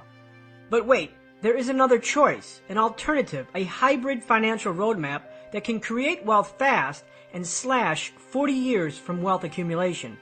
Fast, however, is relative. If you're 18, you can be filthy rich by 25. If you're 30, you can be retired by 36. Broke at 48, and you can retire by 54. But is it likely? Risky? If you could play one of 3 raffles, which one would you play? Raffle Sidewalk. First prize is $10 million, awarded immediately. Your odds of winning? 1 in 6 million. Raffle Slow Lane. First prize is $500,000, awarded in 40 years. Your odds of winning? 1 in 6. Raffle Fast Lane. First prize, $10 million, awarded in 6 years. Your odds of winning? 1 in 7. So which did you pick? Hopefully Raffle Fast Lane, because its rewards far exceed the incremental risk of Raffle Slow Lane. Raffle Sidewalk, of course, is a wasted long shot. Your choice of financial roadmaps, sidewalk, slow lane, or fast lane, is like this hypothetical raffle. Once you understand the roadmaps and their respective wealth equations, you can choose the one that will serve as your compass. What is the fast lane? The fast lane is a business and lifestyle strategy characterized by controllable, unlimited leverage, or CUL, hence creating an optimal environment for rapid wealth creation and extraordinary lifestyles. Definitively, pay attention to these 4 segments. Number 1, controllable, unlimited leverage, or CUL. Whereas the slow lane is defined by uncontrollable variables with no leverage, the fast lane exploits the opposite conditions. Maximum control and leverage. Number 2, business. Your own business, self-employment, and entrepreneurship are centrist to the fast lane, much like a job is to the slow lane. Number 3, lifestyle. The fast lane is a lifestyle choice, a commitment of blended beliefs, processes, and actions. Number 4, rapid wealth creation. The fast lane is about creating large sums of wealth rapidly and beyond the confines of the middle class. Here's a story that best describes the fast lane, and yes, this story is inspired from a real story posted on the internet. After 4 long years, I sold my company for $32 million. Rapid wealth creation. And I wouldn't change a thing. I'm happy I sold because I wanted to make money fast and transform paper money into real money. This decision has changed my life permanently. Now I do whatever I want and I'm not the least bit bored. The world is my playground. I travel. I learned 2 new languages and how to play piano. I play water sports, hike, and snowboard at least a month a year. I own 3 homes. I watch pro sports and my favorite teams whenever I choose. I watch 3 to 4 movies a week and I read 1 to 2 books a week. Most of my time is spent with my family. I literally watch my 2 daughters grow before my eyes. My family has lived on all 4 corners of the planet, including Australia and the Caribbean. Looking back, it wasn't easy. I worked 12 to 6-hour days for 4 years, almost always 6 days a week, and always a few hours on Sunday. We created an awesome service and sold the crap out of it. The business with CUL. I remember tough times. I had to put every dime of my money into the company. We had less than $50 on our account at least 5 times. Except for my family during those startup years, I sacrificed plenty. I canceled cable TV, and I temporarily stopped doing a lot of things I enjoyed because I was committed to a goal and a dream of something far greater than a lifetime job. The lifestyle. Now, I am an investor in multiple startup companies, and I am making an impact I could have never imagined. I have no apologies or regrets. My life rocks, and I wouldn't change a thing. If I didn't make a choice to get into business and start a company, I don't know where I'd be. This story epitomizes the fast lane. A business was created, a lifestyle grew the business, which opened up the expressway, and the expressway led to extraordinary wealth, which led to freedom. And yes, it isn't for everyone. The question is it for you? The Fast Lane Mileposts. Like the other roadmaps, the Fast Lane roadmap contains the same mileposts or behavioral characteristics that drive the fast laner's actions along the journey. They are: debt perception. Debt is useful if it allows me to grow and build my system. Time perception. Time is the most important asset I have, far exceeding money. Education perception. The moment you stop learning is the moment you stop growing. Constant expansion of my knowledge and awareness is critical to my journey. Money perception. Money is everywhere and it's extremely abundant. Money is a reflection on how many lives I've touched. Money reflects the value I've created. Primary income source. I earn income via my business systems and investments. Primary wealth accelerator. I make something from nothing. I give birth to assets and make them valuable to the marketplace. Other times, I take existing assets and add value to them. Wealth perception. Build business systems for cash flow and asset valuation. Wealth equation. Wealth equals net profit plus asset value. Strategy. The more people I help, the richer I become in time, money, and personal fulfillment. Destination. Lifetime passive income, either through business or investments. Responsibility and control. Life is what I make it. My financial plan is entirely my responsibility, and I choose how I react to my circumstances. Life perception. My dreams are worth pursuing no matter how outlandish, and I understand that it will take money to make some of those dreams real. These mileposts are what formulate the fast laner's lifestyle. It drives action. The Fast Lane Roadmap, predisposed to wealth. The Fast Lane Roadmap is predisposed to wealth because it operates under a wealth equation with controllable, unlimited variables, and the mathematical cage of time is removed. ULL is replaced with CUL. Correctly exploited, the roadmap reveals a rapid road to wealth via unlimited mathematics evolving via profit or asset value or both. This rapid wealth accumulation expunges years from the journey to wealth because time is removed or exploited during the process. The fast lane produces wealth in short periods, millions, sometimes billions of dollars. Yes, it's true. Get rich quick exists. The shadow behind get rich quick. Successful fast laners get rich quick. Now don't let those three words scare you. I know when you hear them, you're hit with a flurry of negative associations, starting with scam. Things like one tiny classified ad and seminars that cost $5,000. Memories of infomercial gurus, foreign lotteries, the interior finance minister from Nigeria who needs help unloading $9 million. And of course, the phony Bill Gates, who needs you to forward this email beta test to everyone and be rewarded with $50,000 in quick cash because, gosh golly, the attorney on the letter says so. Get rich quick is such an abused phrase that it has no credibility. Beaten and battered, we're numb to believe it doesn't exist. Like Santa or a unicorn, we're advised, get rich quick is a scam. I don't blame you, but is it true?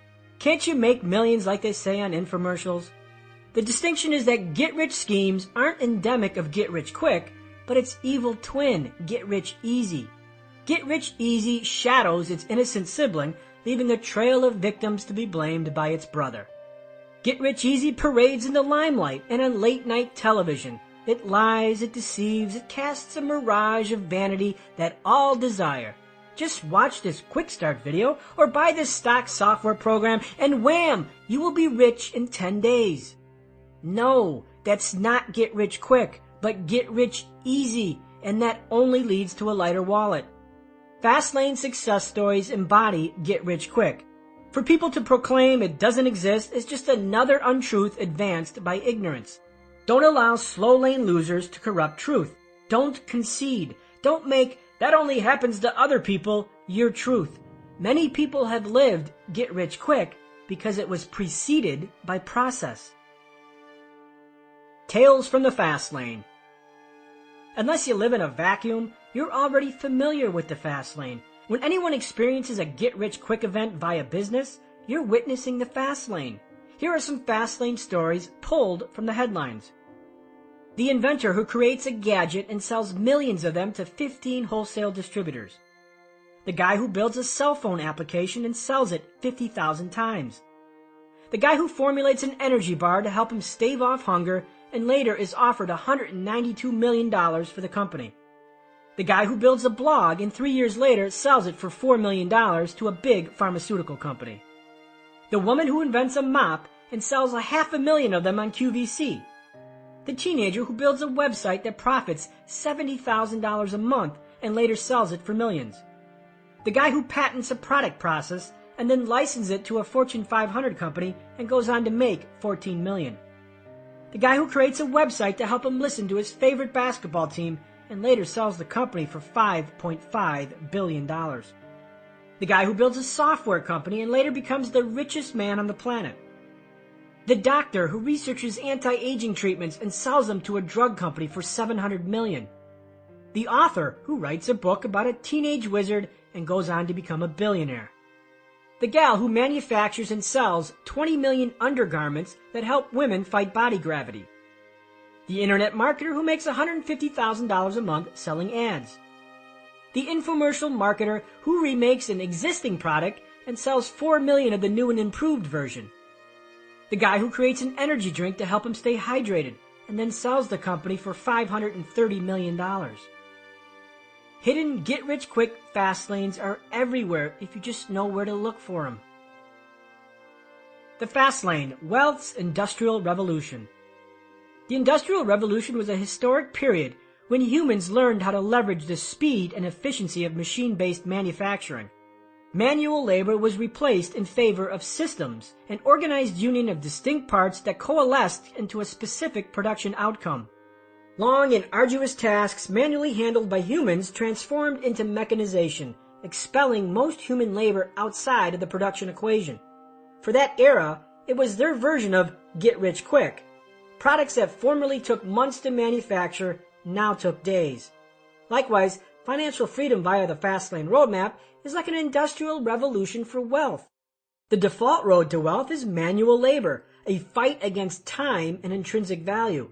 The rapid road to wealth is to industrialize the wealth process, to systemize it like our ancestors systemized production. The differences between the default road, the slow lane, and the shortcut, the fast lane, are best demonstrated in an Egyptian parable. The Parable of Fastlane Wealth. A great Egyptian pharaoh summons his 2 young nephews, Chuma and Azor, and he commissions them to a majestic task: build 2 monumental pyramids as a tribute to Egypt. Upon completion of each nephew's pyramid, Pharaoh promises each an immediate reward of kingship, retirement amidst riches, and lavish luxury for the rest of their natural lives. Additionally, each nephew must construct his pyramid alone. Chuma and Azor, both 18, know their daunting task will take years to complete. Nonetheless, each is primed for the challenge and honored by Pharaoh's directive. They exit Pharaoh's chambers ready to begin the long pyramid building process. Azor begins work immediately. He slowly drags large, heavy stones into a square formation. After a few months, the base of Azor's pyramid takes shape. The townsfolk gather around Azor's constructive efforts and praise his handiwork. The stones are heavy and difficult to move, and after 1 year of heavy labor, Azor's perfect square foundation to the pyramid is nearly finished. But Azor is perplexed. The plot of land that should bear Chuma's pyramid is empty. Not 1 stone has been laid. No foundation, no dirt engravings, nothing. It's as barren as it was a year ago when Pharaoh first commissioned the job. Confused, Azor visits Chuma's home and finds him in his barn, diligently working on a twisted apparatus that resembles some kind of human torture device. Azor interrupts. Chuma, what the hell are you doing? You're supposed to be building Pharaoh a pyramid, and you spend your days locked in this barn, fiddling with that crazy machine? Chuma cracks a smile and says, I am building a pyramid. Leave me alone. Azor scoffs. Yeah, sure you are. You haven't laid one stone in over a year. Chuma, engrossed and unfazed by his brother's accusation, retorts, Azor, your short-sightedness and thirst for wealth have clouded your vision. You build your pyramid, and I will build mine. As Azor walks away, he chides, You fool! Pharaoh's gonna hang you in the gallows when he discovers your treason. Another year passes, and Azor solidifies the base of his pyramid and begins the second level. Except a problem arises. Azor struggles in his progress. The stones are heavy, and he cannot raise them to the pyramid's second level. Challenged by his physical limitations, Azor recognizes his weakness. He needs more strength to move heavier stones, and to do so seeks the counsel of Bennu, Egypt's strongest man. For a fee, Bennu trains Azor to build stronger and bigger muscles. With great strength, Azor anticipates the heavier stones will be easier to lift on the higher levels. Meanwhile, Chuma's pyramid plot is still barren. Azor assumes his brother has a death wish, since by all appearances, Chuma is violating Pharaoh's mandate. Azor forgets about his brother and his non-existing pyramid. Another year passes, and Azor's pyramid construction slows to a disheartening crawl. It often takes 1 month just to place one stone. Moving stones to the upper levels requires great strength, and Azor spends much of his time working with Bennu to build greater strength. Additionally, Azor is spending most of his money on counseling fees and the exotic diet required for the training. Azor estimates at his current construction pace, his pyramid will be completed in another 30 years. Unfazed, Azor snides, After 3 years, I've far surpassed my brother. He hasn't placed one stone yet. That fool! Then suddenly, one day while hauling a heavy stone up his pyramid, Azor hears a loud commotion erupting from the town square. The townsfolk, regular observers to his work, abruptly abandon his plot to examine the celebratory fuss. Curious himself, Azor takes a break and leaves to investigate. Surrounded by a cheering crowd, Chuma trolls up the town square, commandeering a 25-foot contraption, a towering machine built from a twisted maze of gantries, wheels, levers, and ropes. As Chuma slowly moves up the village street amidst the buoyant crowd, Azor fears the explanation. After a short trawl to Chuma's barren pyramid plot, Azor's suspicions are confirmed. Within minutes, Chuma's strange machine starts moving heavy stones and begins to lay the foundation to his pyramid. One after another, the machine effortlessly lifts the stones and softly places them side by side into place. Miraculously, the machine requires little effort for Chuma's operation.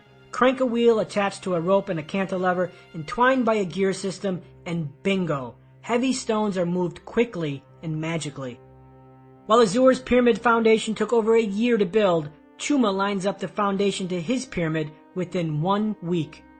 The second level that Azor so arduously struggled with is even more shocking.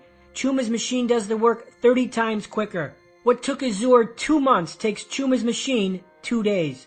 After 40 days, Chuma and his machine accomplish as much as Azor's 3 years of toilsome work. Azor was destroyed. He spent years doing the heavy lifting, while Chuma built a machine to do it for him. Instead of honoring the machine, Azor vows, I must get stronger. I must lift heavier stones. Azor continues the hard labor of pyramid building, while Chuma continues the crank of his machine. After 8 years, Chuma finishes pyramid at age 26. 3 years to build the system, and 5 years to reap the benefits of the system. The great pharaoh is pleased and does as promised. He rewards Chuma with kingship and endows him with great riches. Chuma never has to work another day in his life. Meanwhile, Azor continues to dredge away at the same old routine. Lift rocks, waste time and money to get stronger, lift rocks, and get stronger. Sadly, Azor refuses to acknowledge his flawed strategy and endures the same old process. carry heavy stones until you can lift no more, then get stronger so you can lift heavier stones.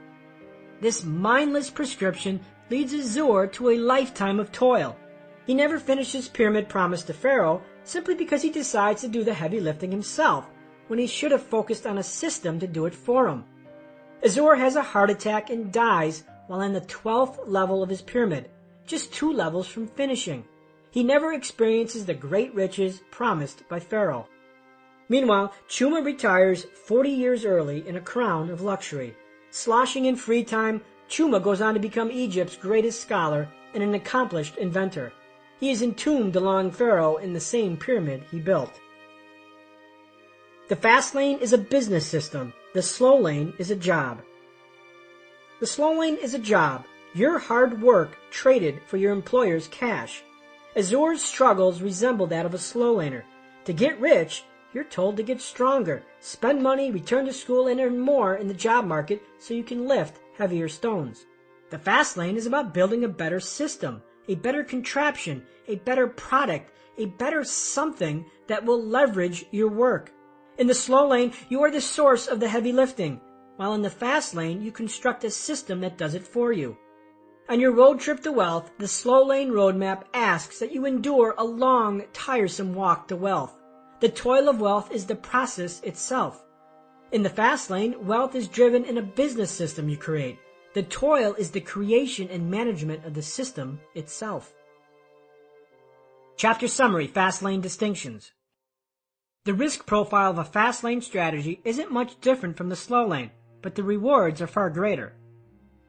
The fast lane roadmap is an alternative financial strategy predicated on controllable, unlimited leverage. The fast lane roadmap is predisposed to wealth. The fast lane roadmap is capable of generating get-rich-quick results, not to be confused with get-rich-easy. Chapter 17. Switch Teams and Playbooks. A man wrapped up in himself makes a very small bundle. Benjamin Franklin. The Fast Lane Roadmap, the playbook for wealth. Losing teams use losing playbooks. Play for the losing team and you're stuck using their losing playbook. To win, switch teams and use the winner's playbook. The Fast Lane Roadmap creates financial winners because it uses a winning formula rooted in unlimited and controllable mathematics. Where is this playbook and how do you get it?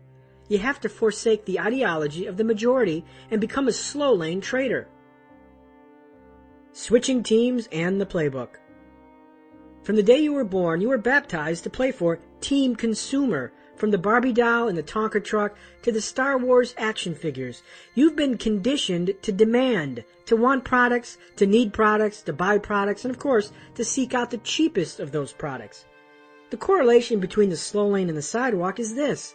Jobs exist to facilitate the consumer process. You become a brand manager for a consumer products company, you become an insurance agent, you become an accountant for some corporation. It's all consumer driven and focused to move goods and services into the hands of consumers. This consumer focus is like a gravitational pull to keep you amenable to anti-fast lane thinking. Cracking the code. Decoding the fast lane roadmap is as simple as joining the team that is custodian to the decryption key. The winning team is Team Producer. Reshape life's focus on producing, not consuming. When you reframe your thinking from the majority thinking, consumer, to minority thinking, producer, you effectively switch teams and allegiances. Yes, become a producer first and a consumer second. Applied, this means instead of buying products on TV, sell products. Instead of digging for gold, sell shovels. Instead of taking a class, offer a class. Instead of borrowing money, lend it. Instead of taking a job, hire for jobs. Instead of taking a mortgage, hold a mortgage. Break free from consumption, switch sides, and reorient to the world as a producer. I know, it's not easy. However, once you see the world from a producer perspective, your perception sharpens like a fine-tuned radio frequency from static to clear stereo sound. Suddenly, opportunities have clarity, ideas surface, and scams are exposed. This new minority status is critical to strengthening your wealth creation temperament. Remember, the rich are the minority, and you want to be in that minority. It starts with a producer mindset. Producer reorientation. When you encounter an advertising message that coaxes you to buy something, examine it from the producer perspective. How does this company make money? What is the aim of its message? What kind of business processes are involved in offering this product or service? Is this company making a profit? What is the revenue model? Is this product manufactured overseas or locally? I've never bought a product on late night television because I'm on the same team. As a producer, I see the infomercials for what they are. Producers, the minority, serving the consumer, the majority. The act nows, the but wait, there's more, the free bonuses. These are marketing weapons in a producer's arsenal. I watch infomercials not to buy, but to see what the pros are doing. As producers, our job is to entice consumers to buy. As a producer locked in a producer mindset, I attract wealth because consumers seek producers. Consumers are the majority who demand their fill. To consume richly, produce effectively.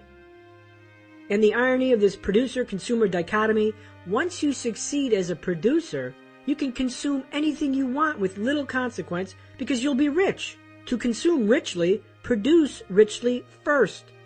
Unfortunately, most people have it backwards. Consumption and no production.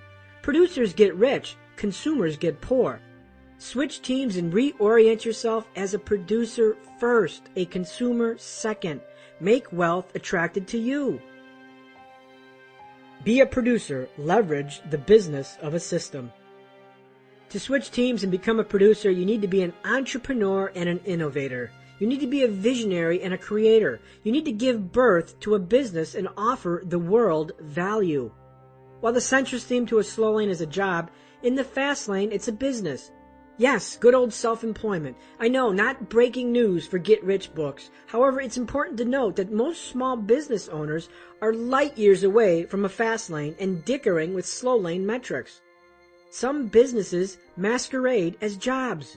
A fast lane business is the key to the fast lane wealth equation, wealth equals profit plus asset value, because it unlocks leverage, a new set of wealth variables that are unlimited and controllable, whereas in the slow lane, they're limited and uncontrollable. Yes, ULL is swapped for CUL. For example, the sale of this book extricates me from the slow lane wealth equation and its universe. This book puts me into the fast lane universe, which is governed by its wealth equation of net profit and asset value. This book is a business system that has unlimited leverage in both time and money. First, it survives time, and it's capable of earning income long after my original time investment. This book effectively transfers the act of income generation from me, the human asset, to the book, the business asset. From start to finish, this book roughly cost me 1,000 hours of my time. If I sell 100,000 books at $5 profit each, I will earn $500,000, or roughly $500 per hour invested. If I sell 500,000 books, I will earn $2,500 per hour invested. The more I sell, the greater the return on my original time investment, as I already paid the time.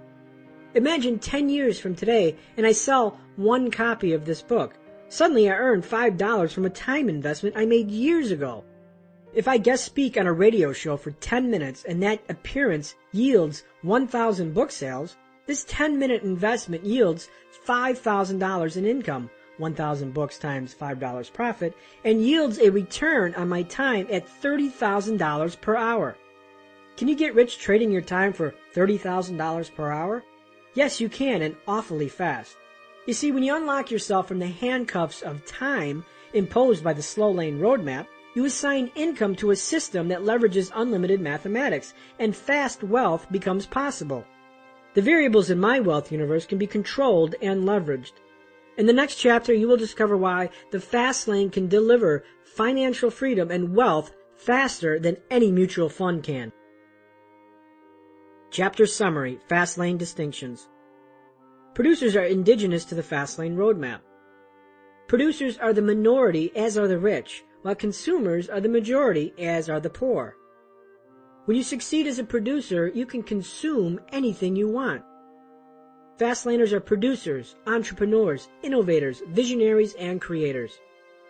A business does not make a fast lane. Some businesses are jobs in disguise. The fast lane wealth equation is not bound by time, and its variables are unlimited and controllable.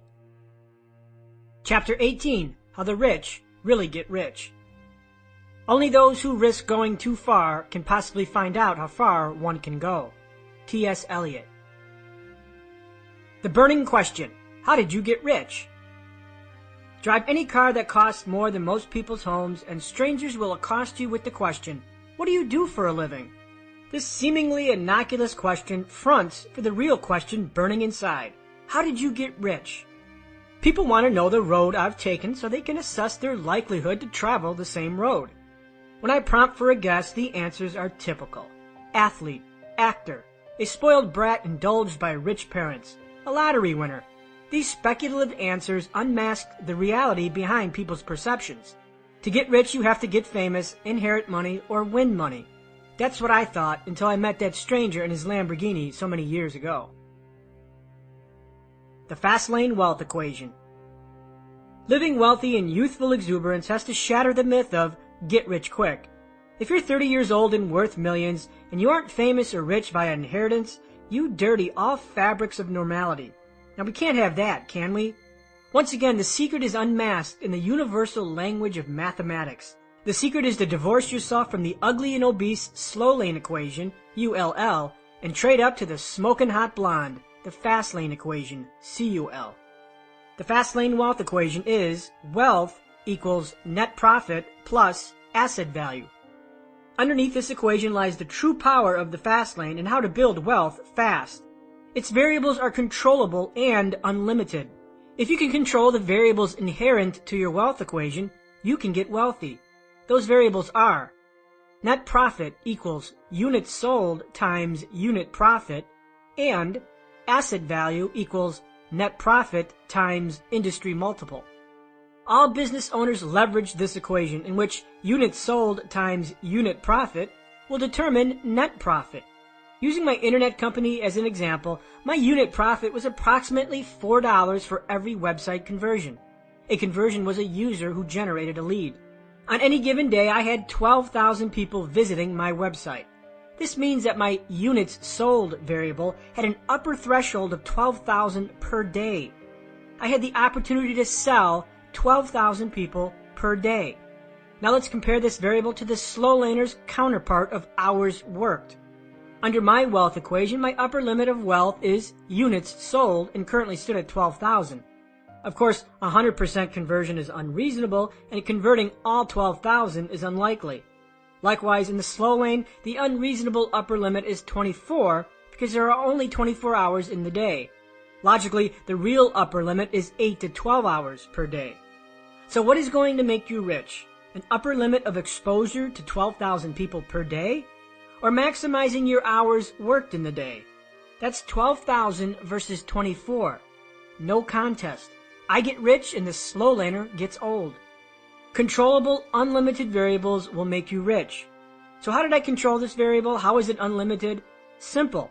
My average conversion ratio was 12%. If I want to make more profit or more money, I don't walk into the boss's office. I have several weapons available for deployment. Number 1, raise units sold by increasing conversion ratio.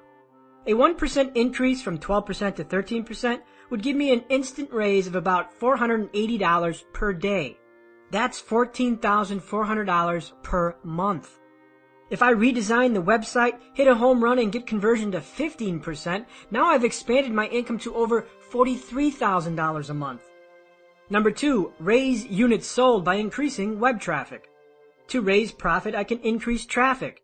If I increase web users to my website from 12,000 to 15,000 and conversion stays at 12%, my daily income rises by $1,400 a day.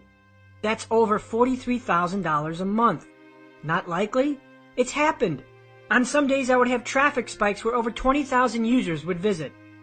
Number 3, raise unit profit. If I detect a weakness in supply for my service or improve value, I can raise prices and increase my unit profit. If my unit profit moves from $4 to $4.50, I raised my income to $10,800 per day from $8,000. That translates into an additional $84,000 per month. Don't you see, isn't it wonderful to have control? These were my options to create wealth. I had reasonable control over both variables, unit profit and unit sold, whereas in the slow lane, you're left pleading with the boss for a measly 3% salary raise. Second, notice how my wealth variables are virtually unlimited. I controlled only a small part of the market, and conceivably my upper threshold of traffic wasn't the current 12,000 people, but upwards of 50,000 to 100,000 users per day. Unit profit is also pliable. I could experiment with increased prices or new services. I remember the time when I introduced a new service that cost me nothing, and I sent out an email to my advertisers outlining the program. Within minutes, I made a few $1,000s in reoccurring yearly income. My invested time was negligible, and the results were accumulative. High speed limit equals high potential income. The power of this example is to illustrate why I got rich and most others don't. I changed my universe because my wealth equation was unlimited and controllable. When I make tiny incremental changes in my strategy, I can explode my income. A mere 1% increase in the variables could mean thousands and a new Lamborghini. When your wealth variables have high leverage, so does your income potential. Or would you rather stick to the ceiling of 24 hours native to intrinsic value? Unfortunately, many enthusiastic business owners engage in opportunities with low, punitive speeds. For example, if you sit outside the hardware store and sell hot dogs from your hot dog cart, you've muzzled your speed with no accelerative leverage. The variables are limited because your reach is confined to a small area. How many hot dogs could you conceivably sell in the day? 40? 100? Is it possible you can go home and rave to your wife, "Honey, I sold 20,000 hot dogs today"? It would never happen. Again, this isn't much different from the 24-hour cage on intrinsic value. Small numbers have a strong gravity toward mediocrity. Another example is this book itself. How many people are interested in financial independence or early retirement? My market, my upper speed limit, is virtually hundreds of millions of people all over the world. To weaponize the fast lane wealth equation, you must engage in a fast lane business that has the potential for high leverage or high speed limits. Retarded numbers retard wealth. Millionaires create and manipulate assets, or asset value. In a survey of 3,000 pentamillionaires, which is 5 million net worth or more, the Harrison Group reported that almost all pentamillionaires made their fortunes in a big lump sum after a period of years. Worth repeating, a big lump sum, not by saving 10% of his paycheck for 40 years. A big lump sum is just another phrase for asset value. Furthermore, 80% either started their own business or worked for a small company that saw explosive growth. Explosive growth is another phrase representing asset value. And yet, none of these multimillionaires had a cushy union job down at the DMV. Surprised? Don't be. The primary wealth accelerant for the rich boils down to one concept: appreciable and controllable assets. Within our fast lane wealth equation, this second component is called asset value. Asset value is simply the worth of any property you own that has marketplace value. Slow laners and fast laners have two antagonistic views of assets. Slow laners and sidewalkers buy and sell depreciating assets that decline in value over time. Cars, boats, electronics, designer clothes, gizmodos, and sparkly bling to impress that newly divorced woman in the adjacent cubicle. These are all assets that lose value the moment your credit card is charged. Contrary to this, fast laners buy and sell appreciating assets. Businesses, brands, cash flows, notes, intellectual property, licenses, inventions, patents, and real estate. As it relates to the fast lane wealth equation, the power of asset value lies in the ability to control the variable in a virtually limitless fashion. Wealth acceleration by asset value. The rich accelerate wealth by accelerating asset value and selling those upgraded assets in the marketplace. 24-year-old Sheila Hinton quits her job to become a roving computer technician, eradicating viruses and cleaning computers. At first, her business operates in the local metro area, but growth forces her to hire additional technicians. Her growth to additional cities is explosive and driven by demand. In a few years, Sheila owns a company that operates in 27 states. She moves from a technician to a facilitator of the system, and her company enjoys an impressive $3 million profit. After enjoying the profits and saving most of it, she sells her company for $24 million to a large computer manufacturer. She built an asset from nothing to something. The asset was her system, and now with a $30 million nest egg, she never has to work again.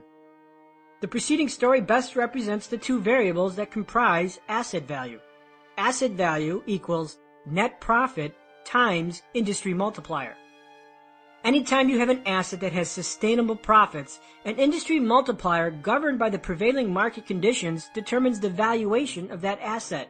Other people or companies will buy that asset based on the asset's net profit multiplied by the assessed multiple. For example, if you own a manufacturing company that nets $100,000 and the average multiple for your industry is 6, your asset value is worth $600,000. Industry multipliers are subject to intense negotiating as they rise and fall with the economy and within industry sectors. You might already be familiar with multipliers. Stocks trading on the public markets define the multiplier for each respective company by the price-to-earnings ratio, or PE. If a company's stock trades at 10 times PE, investors are purchasing that company at a multiple of 10 times. Price to earnings is relevant regardless of whether your company is a small private company or a large publicly traded company. The valuation of your company is predicated on the subjective PE for your particular industry. For example, in my particular web space, industry multipliers range from 2 to 6. For this analysis, let's use the middle, 4. This means that any time I increased my net profit, the value of my business increased by a minimum factor of 4, or 400%. Let me repeat that, 400%. Where could you get a return of 400% in today's financial market? Are there any mutual funds paying 400%? Forget about today, how about ever? In effect, this puts a phenomenal wealth-building tool at your disposal. Since net income, profit, or earnings can determine asset value, I experienced asset growth of 400% every time I increased net profit. For every dollar I earned, the value of my company would increase by a factor of 4, or $4. If my net profit increased $500,000 for the year, my company's valuation increased by $2 million. Here is a list of average multiples per respective industry. Advertising, multiple 2.85. Beauty shops, multiple 4.1. Carpet cleaning, multiple 5.2. Employment agencies, multiple 5.4. Gasoline stations, multiple 3.7. Grocery stores, multiple 11.3. Medical labs, multiple 2.6. Patent owners and lessors, multiple 14.5. Physical fitness facilities, multiple 3.5. Plumbing and HVAC services, multiple 4.5. Surgical and medical equipment, multiple 17.3. The Wealth Acceleration Factor, or WAF. Suppose you're a disgusted engineer employed by a multinational corporation. You've been employed for 3 years and diligently saved 10% of your paycheck and invest it into a mutual fund earning an average of 8% a year. Your Wealth Acceleration Factor, or WAF, is 8%. Now suppose you quit your job and take your 3 years of experience and set off to create a company manufacturing medical devices. You estimate that your total market, or potential buyers, for your medical product is 16 million. According to our chart above, the average multiple for the medical devices industry is over 17. This means within your scope of wealth acceleration, you can accelerate wealth at a factor of 17 or 1700%. Your wealth acceleration factor, or WAF, is 1700%. Let's extend this example further. For the next 6 years, you grow the company to the point that it has a net income of $1.2 million per year. This means you now earn $100,000 a month, your net profit, and your company, the asset, is now worth in the neighborhood of $18.4 million based on the average multiple, which is 17.32 times $1.2 million in profit. You could choose to continue to grow the business, grow wealth via asset value, and cash flow, grow income, or seek to liquidate, sell asset value to realize wealth acceleration. Contrast the two wealth acceleration options for the slow laner and the fast laner. Your wealth acceleration options if you stayed as an employed engineer. Number 1, grow net income with an income potential only limited by the number of devices you can sell, that is 16 million. Number 2, grow asset value at a factor of 1700%. Number 3, liquidate asset value and turn paper money into real money. Can you now see why some 30-year-olds are worth 50 million and some others are worth 13,000? The fast lane universe operates on gains of 1700% and millions, while the slow lane universe is 8% and 40. One plan is about hope, while the other plan is about control. Breaking news, 8% and 40 makes millionaires in 40 years. 1700% and 16 million makes billionaires in 4 years. Wealth's dual-flanked attack. Zealous pursuit of net profit is a double-flanked attack at creating wealth. Since asset value is tied to net profit, raising net profit simultaneously elevates asset value by the average industry multiple. Of course, this works in the opposite as well. If your company stagnates and net income starts to erode, so will the corresponding asset value.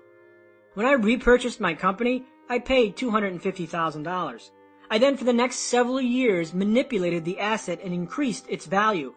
Number 1, I expanded my customer base by 30%. Number 2, I reduced expenses, improving profitability. Number 3, I streamlined operations, which created passivity. Number 4, I elevated net income. Over this process, my net income exploded, and with it, asset value.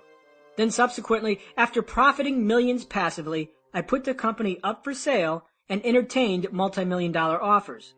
I bought an asset for $250,000, appreciated and manipulated the variables, and then sold it for millions. I controlled my financial plan. The plan didn't control me. In the fast lane, your wealth accelerator is based on creating or buying appreciative assets, adding value and manipulating the variables, and then selling. Or you can opt for the slow lane alternative. Dump $200 a month into a mutual fund and pray for 8% per year and 40 years of employment. Excuse me while I laugh. Superfast wealth acceleration, liquidation events. Liquidation events can create millionaires overnight, but only if liquidation occurs. Liquidation events are the process of selling your appreciable asset to the market. It's a fast lane exit strategy. John Twitnuts creates a social networking website that goes viral. Soon, millions of people are using his service, and John finds himself entertaining buyout offers and venture capital investments. Despite having no revenue and no profit, John has built an asset that has value to the marketplace. He receives a $640 million offer for his service from the web's leading search engine. John declines, arguing that his business will be worth more money once he starts generating revenue. While this is true, it's a gamble. After a year and a half, John's social networking service falls out of vogue, proving that the service was nothing more than a fad. The company becomes a bad party joke. In search of glowing valuations on a declining property, Joe no longer receives investor or buyout interest. He realizes too late that he should have taken the $640 million and experienced a liquidation event. He eventually sells the company at a fire sale price of $2.5 million to a private equity firm. His poor timing cost him more than $600 million. Asset valuations of business, real estate, and other appreciable assets are nothing but just that, valuations based on subjective analysis and market data. If the company you built from scratch has a paper valuation of $60 million and your bank account only has $10,000, are you really a millionaire? Not really. Illiquid paper millionaires can't buy Ferraris and palatial estates. Money does. And to get the money, you have to increase the profit, save it, or go for the big exit, liquidation. Fastlaners accelerate wealth by building cash-flowing assets that can be sold in the marketplace to realize gains. Their wealth equation has controllable, unlimited leverage. Chapter Summary, Fastlane Distinctions. The key to the Fastlane wealth equation is to have a high speed limit or an unlimited range of values for units sold. This creates leverage. The market for your product or service determines your upper limit. The higher your speed limit, the higher your potential income. The primary wealth accelerant for the rich is asset value, defined as appreciable assets created, founded, or bought. Wealth creation via asset value is accelerated by each industry's average multiplier. For every dollar in net income realized, the asset value multiplies by a factor of the multiple. Your industry of specialization will determine the average multiple that determines your wealth accelerant factor. If the multiple is 3, your WAF, or wealth acceleration factor, is 300%. Liquidation events transform appreciated assets, paper net worth, into money, real net worth, that can be transformed into another passive income stream, a money system. Chapter 19. Divorce Wealth from Time. Time is the coin of your life. It is the only coin you have, and only you can determine how it will be spent. Be careful lest you let other people spend it for you. Carl Sandburg. Industrializing Wealth. Divorce from Time. My first Fastlane taste was in my late 20s, when I had one of the worst months of my life. A brutal mix of a bad relationship gone south and some troubling health news served as a lethal cocktail to my business productivity. I spent most of the month in bed, with the shades drawn, watching Judge Judy unleash a firestorm of common sense whoop-ass. During this troubling time, I had to cash in my Fastlane lottery ticket, and let me tell you, it paid. Despite being checked out on my life, my income actually grew. Yes, grew. My income didn't stop because I stopped. So how did I get so lucky? I was divorced from time. Years earlier, I broke the chains of my time for money. This allowed me to escape the stranglehold of the slow lane equation and operate on the fast lane playing field. When your wealth is predicated on factors that you cannot control and that are implicitly limited, you aren't going to make fast progress. You aren't in control because time is in control. You aren't in control because the boss is in control. You aren't in control because the stock market is in control. How did I escape these controls that society finds so perfectly acceptable? Well, instead of trading my time for money, manual labor, I traded it into a business system, industrialized wealth production. In my situation, time was working for me, not against me. My business system earned money with the passage of time, and yet was exclusive of my time. It was a virtual money tree, and it didn't care what I was doing. Whether I was watching Jerry Springer or jet skiing in Jamaica, the system was built to be its own machine, a living, breathing entity that did the dirty work for me. My system was a surrogate and traded its time.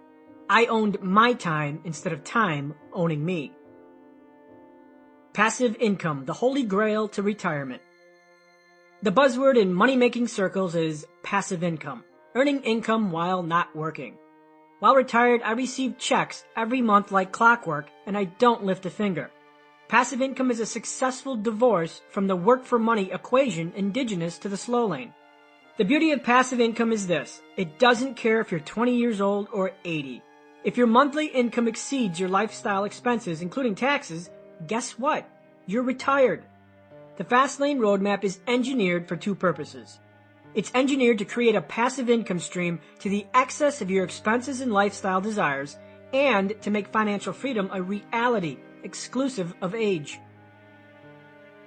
To break time is to grow a money tree.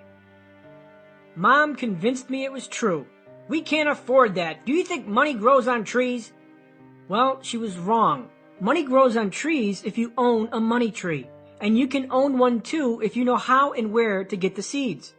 Money trees are business systems that survive on their own. They require periodic support and nurturing, but survive on their own, creating a surrogate for your time for money trade. A few years ago, I was in Vegas and lost nearly $2,000 gambling. After retreating to my hotel room with my tail between my legs, I realized, why fret? I lost $2,000. And yet, on that day, my money tree, my internet company that I created, earned $6,000. While I gambled or slept, swam, or ate, my blooming money tree bore fruit. A money tree is a business system, and it's the Fastlane roadmap's main street. Money trees create passive income streams before you officially retire. Yes, you can experience the destination of retirement and financial freedom without actually being retired. This is akin to taking a vacation to the South Pacific and magically bypassing the 9-hour plane ride. Money Tree Seedlings, a Fastlane business. Not all businesses are Fastlane, and many of them can't be transformed into money trees. Misled by gurus and life coaches, wannabe entrepreneurs are steered astray under the lure of be your own boss or do what you love and head down a path of business servitude that is identical to being indentured to a job. It is Jillian's dream to be her own boss.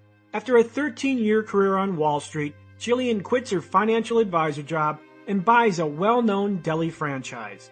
She liquidates half of her 401k to pay for the franchise fees and startup costs. 3 months later, she is in business and expects to realize her dream. But Jillian discovers that her dream is nothing but a nightmare. Between 7-day work weeks, long hours, and constant bickering between her and the corporate franchisor, she burns out in 2 years. Her profit margins, slim and softened by franchise royalties, doesn't allow her to hire an operator to run the restaurant in her place. She feels trapped as she trades her time for dollars. Although she earns $90,000 a year profit in her business, Jillian has no free time to enjoy the fruits of her labor. She could pay $60,000 to a general manager, which would give her free time. Knowing she can't survive on $30,000 per year, she feels trapped to her business while her profit is cornered into submission. 4 years later, she puts the business up for sale and seeks the comfort of a 9-to-5 job. Too many people plant businesses in barren and fertile soil that is incapable of spawning money trees, and which is only suitable for a scrawny, slow-lane twig that sucks up time and money. The 5 Fastlane Business Seedlings. There are 5 business seedlings to money trees. Mind you, these aren't absolute and they interbreed with each other. Each system inherently has a grade that rates its level of passivity. A higher grade means a greater potential for passivity, but not necessarily a greater income. The seedlings are: number 1, rental systems. Number 2, computer software systems. Number 3, content systems. Number 4, distribution systems. Number 5, human resource systems. Seedling number 1, rental systems, passivity grade A. Real estate is one rental system. I consider real estate money trees as Fastlane 1.0 or Wealth 1.0. It's the old way and still very much a road to wealth. For example, I own a single-family rental home with a great tenant. I could be living on the moon and each month I get a check in the mail because my time is detached from its income. Real estate is a perfect example of Wealth 1.0 because real estate is its own system. It is 95% passive. As time passes, tenants pay landlords to use their property. From single families to apartment buildings to massive commercial office buildings, real estate has always been the default choice for seedling money trees. Furthermore, real estate is an asset that can be manipulated and its value appreciated. Appreciative assets, or asset value, are cornerstones in the Fastlane wealth equation. Don't want to get involved in real estate? No problem. Rental systems aren't just reserved for real estate. Rental systems can come from a variety of other sources, not real estate oriented. Leases, royalty payments, and licensing are other forms of rental systems that can produce reoccurring monthly income. For example, when you own the rights to a music collection, corporations have to pay you royalty to use the music. The work might have been recorded decades earlier, but it still generates royalties. Likewise, if you invent and patent a product process and license it to another company, you again earn income from the licensing fee.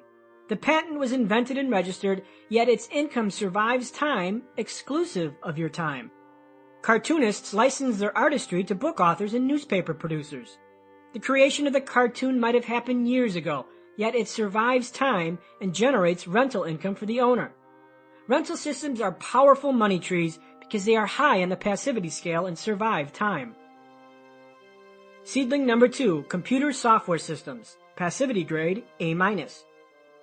My preferred system is computer and software systems, including the internet. It's no shock that the internet has paved the road to millions more than any other road out there. In fact, I heard a statistic the other day that the internet has created more millionaires in the last 5 years than the previous 5 decades combined. What makes the internet and computer systems so potent? Computers are miraculous inventions and fertile seeds to money trees. They work 24 hours a day, 7 days a week, and they don't bitch about working conditions. They don't bitch that you don't pay them enough. They don't bitch and moan about coworkers like Lazy Joan or Same Shirt Bob. Nope, computers aren't late, they don't ask for pay raises, and they don't care that you just bought a new Mercedes S-Class. Nope, they just do what they're programmed to do, and it's done. What sets the internet apart from real estate is it implicitly contains leverage. When you own a website, you're accessible to millions. When you own a 3-bedroom home on Elm Street, it's accessible to a few. This duality makes internet systems one of the best business seedlings in existence. Additionally, computer systems aren't limited to the internet. It could be software or applications. Some of the richest people on the planet are software billionaires, like Bill Gates of Microsoft and Larry Ellison of Oracle. Software enjoys plump margins because it can be easily replicated. Once the code is written, it's done. You can easily sell 1 or 10,000. Now, can you replicate an office building with ease? You can't. Software millionaires can be average Joes. Facebook and iPhone application developers are making money fast. One iPhone developer, Nicholas, raked in $600,000 in a single month with a single iPhone game. In a phone interview, Nicholas said that he wouldn't be shocked if he became a millionaire by the year's end. Wow! One day, Nicholas is treading the slow lane at his nice, cushy job and popping a few Benjamins into his 401k, then suddenly he finds himself smack in the middle of a fast lane. Of course, the road to the fast lane wasn't easy for Nicholas. An engineer at Sun Microsystems, he worked on his application after working 8-hour days, cradling his 1-year-old son in one hand and coding with the other. So how did he learn to code an iPhone app? Nicholas couldn't afford books, so he taught himself by scouring websites. Do you smell a process behind the event? Software, when tapped into potent distribution, can be replicated to millions. It scales without significant degradation to passivity. Seedling number 3, content systems. Passivity grade, B+. Content systems are systems of information. That information can be fused to a variety of other systems, like the internet and physical distribution systems. This book is a content system that I can effectively move through other channels, like the internet or a book distributor. In the old days of wealth, striking it rich via content meant you had to be a newspaper mogul, a magazine publisher, or a successful author. Control the press, distribute content. Information, like software, often has ease of replication. I can print 10 million of these books. I will never own 10 million pieces of real estate, nor do I have any desire. Like their software counterparts, some of the richest people on the planet are successful authors. In a few short years, J.K. Rowling, author and owner of the Harry Potter brand, went from being a 32-year-old divorced English teacher to a media mogul worth over $400 million. The single mom has sold over 30 million copies of her books in 35 different languages. I guess she didn't hear the excuse, "I'm a single mom and I don't have time." Miss Rowling recalls the happiest point of her life, not the acquisition of millions, but the point at which she could write full-time. Similarly, Dan Brown has sold over 80 million copies of the Da Vinci Code in 51 languages. Let me be perfectly clear.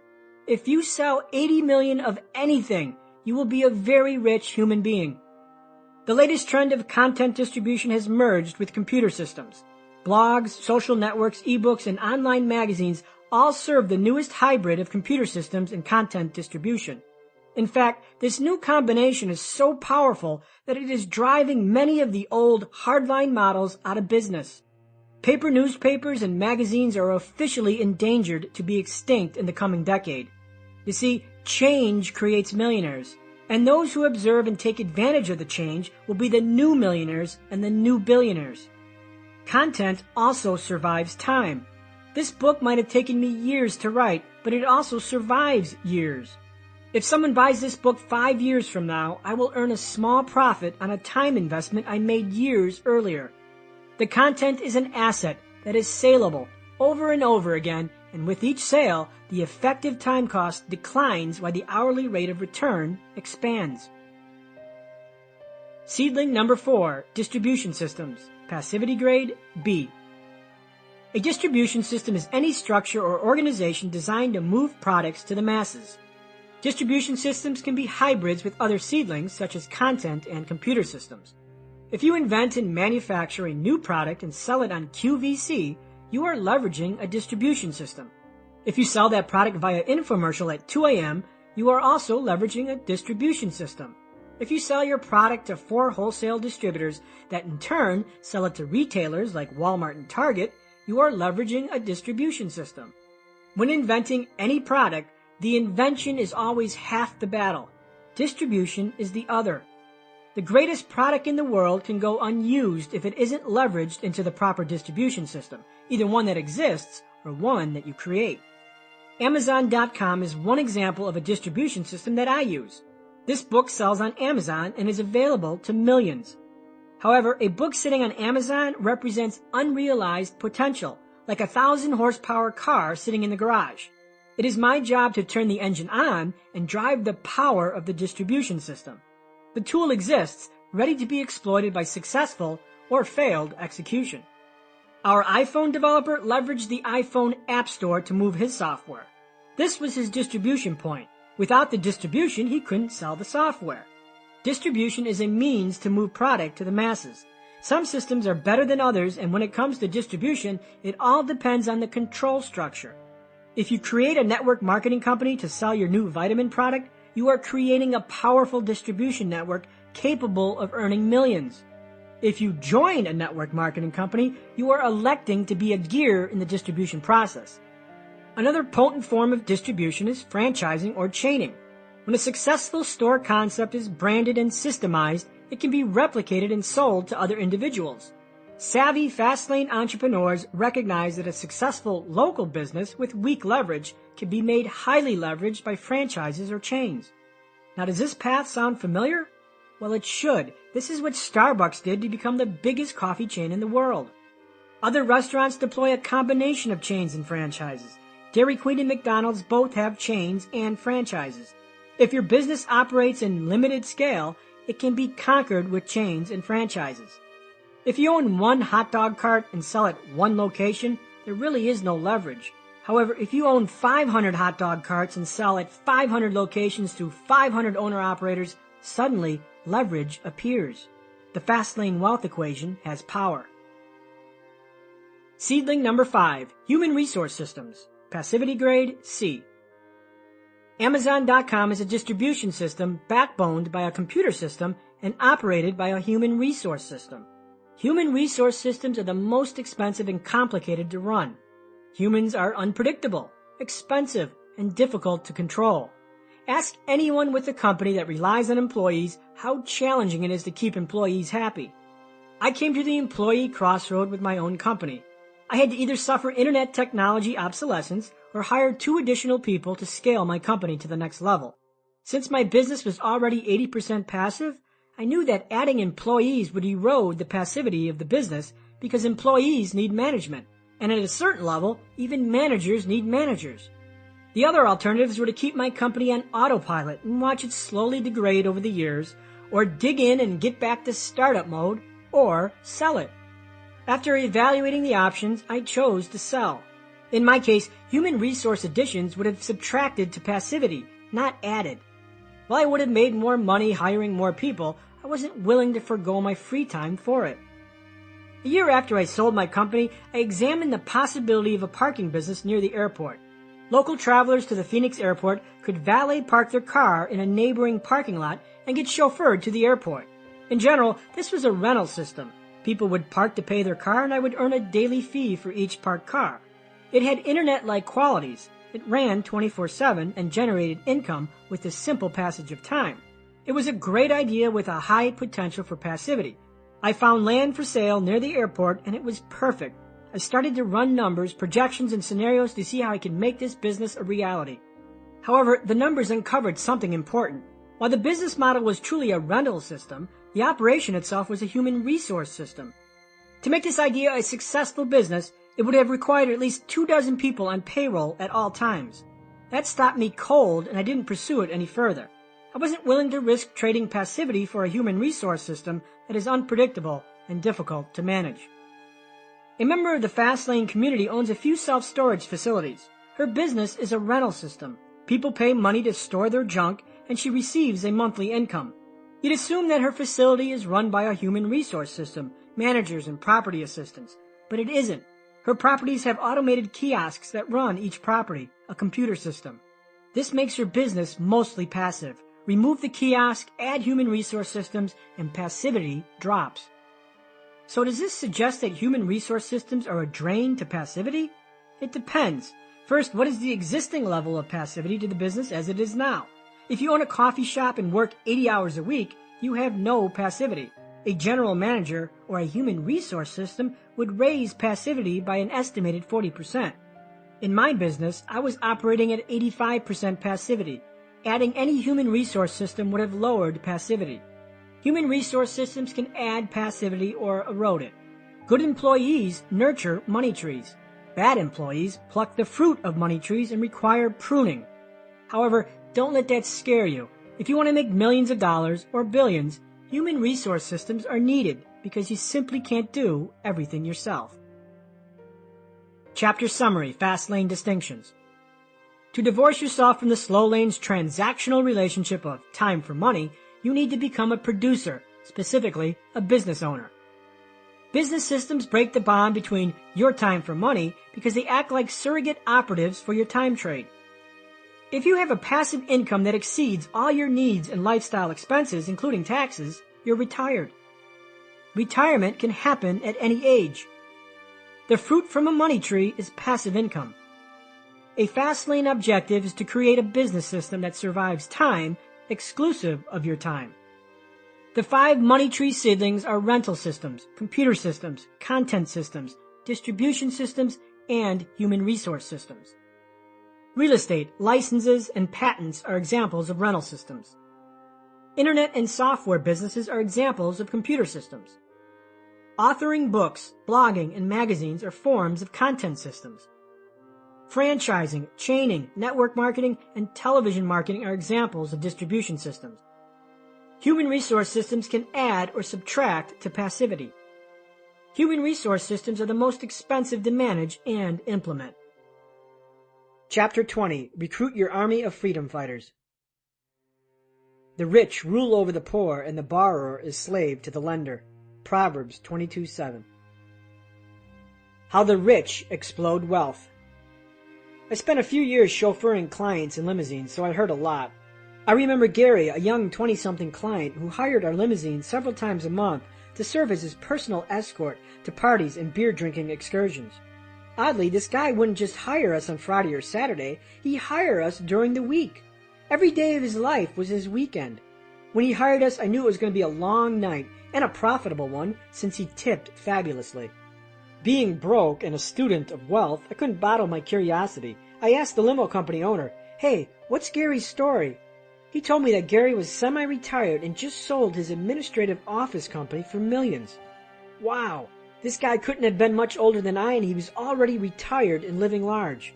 The next few times I chauffeured the man, I eavesdropped on his conversations, hoping to catch a tasty tidbit of the rich. And I did. To his club wingman, I heard Gary drunkenly declare, "Thanks to municipals and treasuries, I never have to work another day in my life." Wham! Another piece of the wealth puzzle solved. The best passive income venue in existence. In the prior chapter, I neglected to mention the best money tree seedling in existence. I omitted it because it really isn't a business seedling at all, but a seed you already possess. Whether you're broke in a dead-end job or without a business, you already have the raw materials for the best money tree seed in existence. What is it? Take a guess. Real estate? An internet business? Maybe a network marketing company? Licensing an invention? No, hell no, and no. The best money tree in existence sits right in your pocketbook. The good old-fashioned buck. Yes, money. Money is the king of money trees. How is money passive?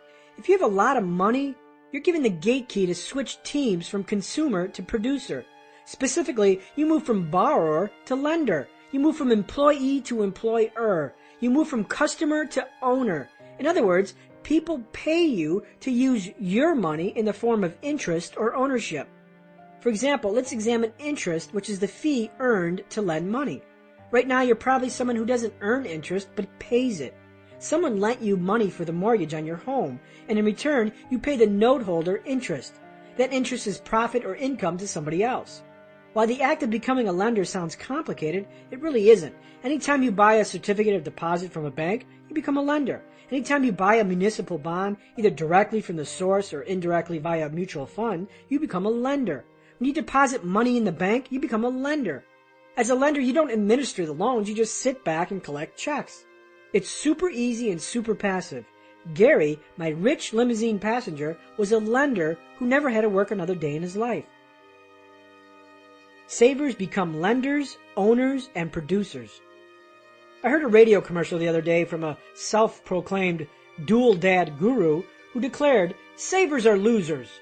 I couldn't believe my ears. Savers are losers? And who are the winners? The people you advise to borrow millions on risky real estate investments? Savers aren't losers. Savers are winners because they eventually become lenders. Savers are winners because they eventually become owners in companies. Savers are winners because they become producers and build assets. Now open your wallet and look at $1. $1. It doesn't buy much, but it's the embryonic start to a passive income stream. $1 has the power to give you a nickel of passive income for life. Yes, for life. While one nickel buys squat, it unlocks the DNA implicit in money. It's fully passive. I retired in my 30s because of this simple reality. I'm a lender, and when you have a lot of money to lend, you live free because passive income arrives every month. Now get this. If you had $10 million and lent it at a mere 5% interest, you'd enjoy a passive income of over $41,000 every single month. At 8%, your monthly income would be over $66,000 per month. Fully passive. Over $60,000 every month. And guess what? This is without touching the principal. You can do this for years and still have $10 million left over. Now imagine opening your mailbox every month to a $40,000 check, and you didn't have to do anything for it. What kind of trouble could you get into earning $40,000 a month? I bet a lot. Unrealistic? It isn't. This is how I live. Even in this low-interest environment, I can find safe investment yields in the 4 to 6% range, some of them tax-free. While most people shudder at the thought of an interest rate hike, I love it. I get a pay raise. A 1% interest rate hike translates into thousands for me. And since inflation rises in unison with interest rates, my income has an element of inflation protection. If inflation rises, so do interest rates. So how does all this become a reality? I created a passive income stream via my internet business, a business money tree seedling, which funded my passive income system from lending. While my internet business was 85% passive, yes, I had to work several hours per week, my lending passivity is 99%. I do virtually nothing and the checks arrive. Instead of trading my time for dollars, I invested my time into an autonomous system simultaneously capable of passivity and capable of funding my money system. It was a dual-flanked attack where passive income was both the short and long-term goal. Amass your army of freedom fighters. Every dollar saved is another freedom fighter in your army. If your money is fighting for you, your time is freed and you break the equation of time for money. Money is your army. The more you have, the more they will fight for your freedom. Slow laners focus on the expense variable in the wealth equation when they should be focused on the income variable. Income is the key to growing your army of freedom fighters. You aren't going to recruit a massive army detailing cars down at Jimmy's Auto Salon. And I'm not referring to just the US dollar, but all international dollar-denominated assets. As I write this, much of my income is derived from non-US dollar assets in other countries with stronger currencies and better yields. Fastlaners think globally, not locally. So, what does a dollar represent to you? A mechanism that gets you bottle service at the club every Friday night? Or is it a seed of your money tree? Is it your freedom fighter? Make money fight for you instead of you fighting for your money. How Fastlaners, the rich, use compound interest. While examining the slow lane, I impugned compound interest as an impotent wealth accelerator because of its attachment to time. When the slow lane media darlings read that assertion, I'll be crucified, because lambasting compound interest is the pinnacle of financial blasphemy. But I also claimed it to be a powerful passive income generator when leveraged against large sums of money. Contradictory? Well, just like education, fast laners and slow laners leverage compound interest differently. Slow laners, the middle class, use compound interest to get wealthy, while the fast laners, the rich, use it to create income and liquidity. Slow laners start with $5. Fast laners start with 5 million. Compound interest pays my bills. It's my tool. It's my passive income source. Yet, compound interest is not responsible for my wealth. This is critical. Fast laners aren't using compound interest to build wealth because it's not in their wealth equation. The heavy lifting of wealth creation is left to their fast lane business. When a rich politician or public figure has to come forth and disclose his finances, notice the common themes. The source of their wealth comes from their business ventures, while their liquid cash reserves are tied into fixed income securities like municipal bonds, treasuries, and other highly liquid safe investments. The rich aren't using the markets to create wealth, they're increasing their existing wealth with leveraged business assets. Remember, that 25-year-old multimillionaire who got rich investing in mutual funds is a fairy tale. The millionaires are the guys running the funds. They're the producers. How to really use compound interest. Would you rather have $5 million right now or a penny doubled every day for 40 days? No brainer, right? Accept $5 million now and you forsake nearly $5.5 billion. When you get a moment, examine the chart below that demonstrates the force of doubling.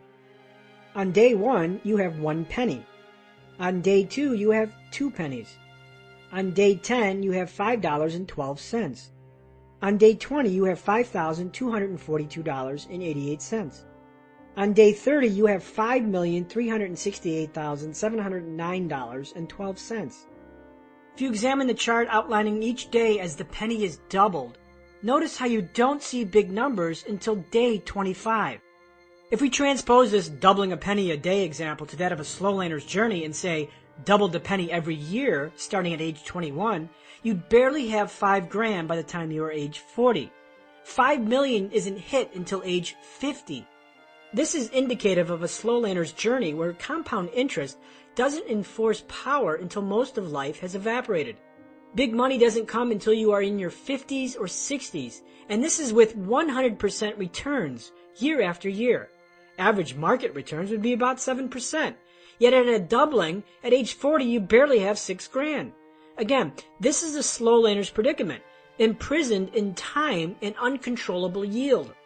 Fast laners understand this weakness and realize that the compound interest weapon is most effective with large sums of money. For compound interest to be powerful, you must bypass 30 years of mathematical ineptitude by riding the crest where it is effective. The tidal wave of compound interest.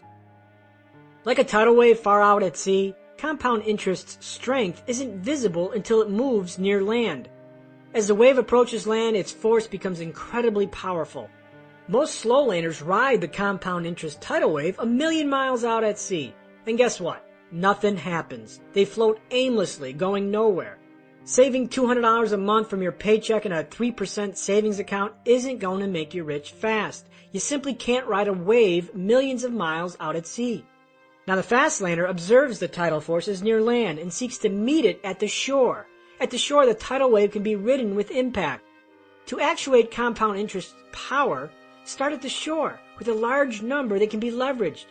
10% interest on $10 million is $1 million a year, $83,000 every single month. Exploit compound interest at its crest, not 1,000,000 miles out at sea. The point of this illustration is to show that the rich aren't using compound interest to get wealthy, they're using it for income and liquidity. A 5% tax-free yield on $10 million suddenly creates $500,000 per year in passive income. Like a tidal wave at the seashore, compound interest rears excruciating force when pitted against large sums of money. This is where money transforms into a fully passive income stream. As for earning your $10 million, that solution lies in exponential leveraged growth stemming from a fast lane business. net income plus asset value, not in expenses, not in the stock market, and definitely not in a job. Chapter Summary, Fastlane Distinctions. One saved dollar is a seed to a money tree. A mere 5% interest on $10 million is $40,000 a month in passive income. A saved dollar is the best passive income instrument. Fastlaners, the rich, don't use compound interest or the markets to get wealthy, but to create income and preserve liquidity. A saved dollar is a freedom fighter added to your army. The rich leverage compound interest at its crest, applied against large sums of money. Fastlaners eventually become net lenders. Chapter 21, The Real Law of Wealth. Try not to become a man of success, but a man of value. Albert Einstein. Affection, not attraction. The law of affection. Nope, not a misspeak. Mathematics is the transcendent language of the universe. It cannot be controverted nor debated. 2 plus 2 equals 4. The number 10 million will always be greater than 24. These statements are facts and not subject to interpretation by some mystical theory of philosophy. Math is law. Secrets and mystical philosophies are not. If you want to get rich, start observing the true law of the universe, math, and not some hocus-pocus law that can't be proved or documented. Singing positive platitudes around the campfire isn't going to make you rich. Oh, don't get your panties in a wad. I know the law of attraction sounds great and does have practical applications.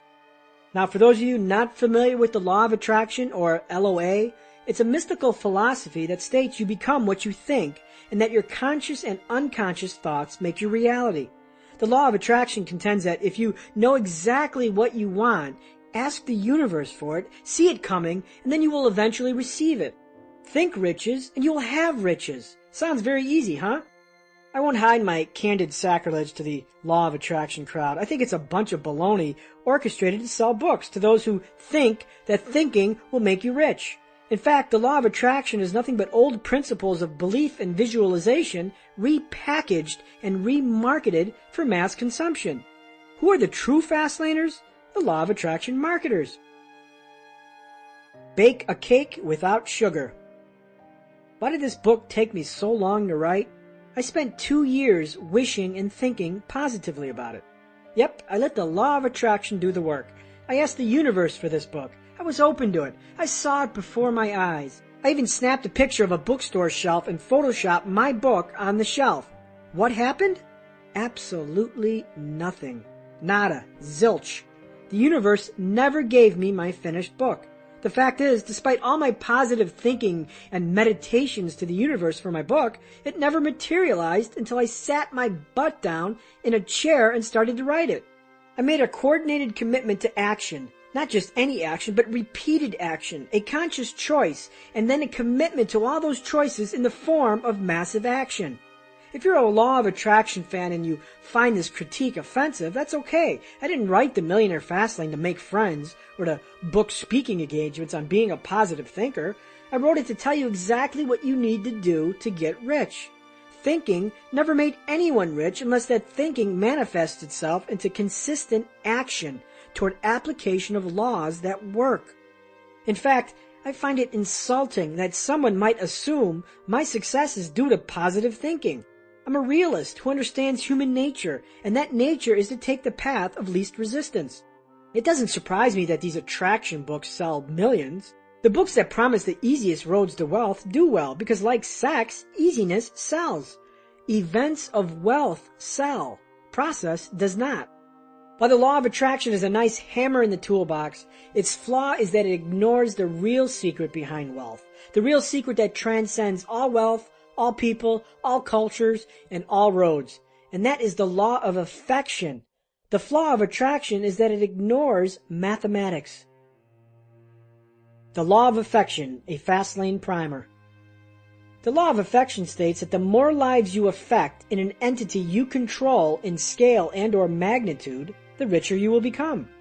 The shortened, sanitized version is simply affect millions and make millions.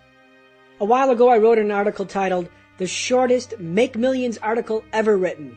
Guess how long the article was? A paragraph? Maybe a sentence or two?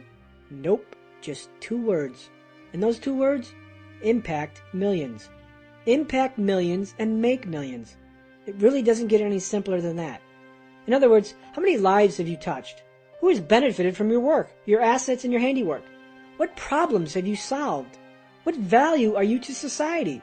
If you're working the front desk at a motel, you simply aren't making much of an impact, and your bank account will represent that same fact. The amount of money you have or don't have is a direct reflection on the amount of value you have provided or not provided. Affection is scale, magnitude, or both. Your business needs to make an impact of either scale or magnitude or both. Within our Fastlane wealth equation, scale and magnitude are implicit to our net profit variable. Net profit equals units sold, scale, times unit profit, magnitude. An example of scale is reflected on our Fastlane roadmap via the profit variable in our wealth equation, units sold. If you sell 20 million pens and make 75 cents profit on each, you just earned 15 million.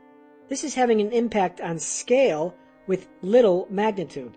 Obviously, selling a writing pen doesn't have a major impact on anyone's life. The wealth is transmuted by a scale, not magnitude. Conversely, magnitude is having a great impact on a few, and within our Fastlane wealth equation is reflected in unit profit. Price always reflects magnitude. If you sell a product that's worth 50 million, you have access to magnitude. For example, if you owned an apartment complex with 400 units and you profit $100 from each unit, you generate $40,000 in monthly income. Because you are providing housing for 400 families, you are making an impact of magnitude, not scale. Shelter has magnitude. Activities of magnitude have higher profit potential with smaller scales. Magnitude is always reflected by an item's price. High value equals high price equals high magnitude. If you can combine both scale and magnitude, we won't be discussing millions, but billions. Donald Trump makes an impact on both magnitude and scale, and therefore is worth billions. Scale creates millionaires. Magnitude creates millionaires. Scale and magnitude creates billionaires. Follow the money. Unfortunately, the word law is loosely tossed around to represent concepts that aren't really laws. The law of attraction isn't a law, but a theory. The word law is absolute. It works 100% of the time. When you drop a watermelon from your 10th floor dorm window, the law of gravity takes over. The watermelon falls to the ground every single time. The outcome is 100% certainty. Unfortunately, positive thinking and visualization doesn't work with 100% certainty. Belief and manifestation aren't absolute, so they can't be classified as laws. However, the law of affection is absolute. Show me any self-made billionaire and I will show you a person who has touched the law of affection, either in scale or magnitude. To Woodward and Bernstein, Deep Throat said, follow the money, and when you do, you find the only true law of wealth, and that is affection. Why? Because affection is rooted in mathematics, and because of this, it operates exclusive of any roadmap. A slow laner can use the law of affection to escape slow lane confinement. Pro athletes, actors, entertainers, intrinsic value explosions happen because of affection. Society suddenly perceives your value to be meteoric. Yes, these people are still trading their time for money, but in an unprecedented stratum of value. For example, over the last decade, Bill Clinton earned over $50 million in public speaking fees.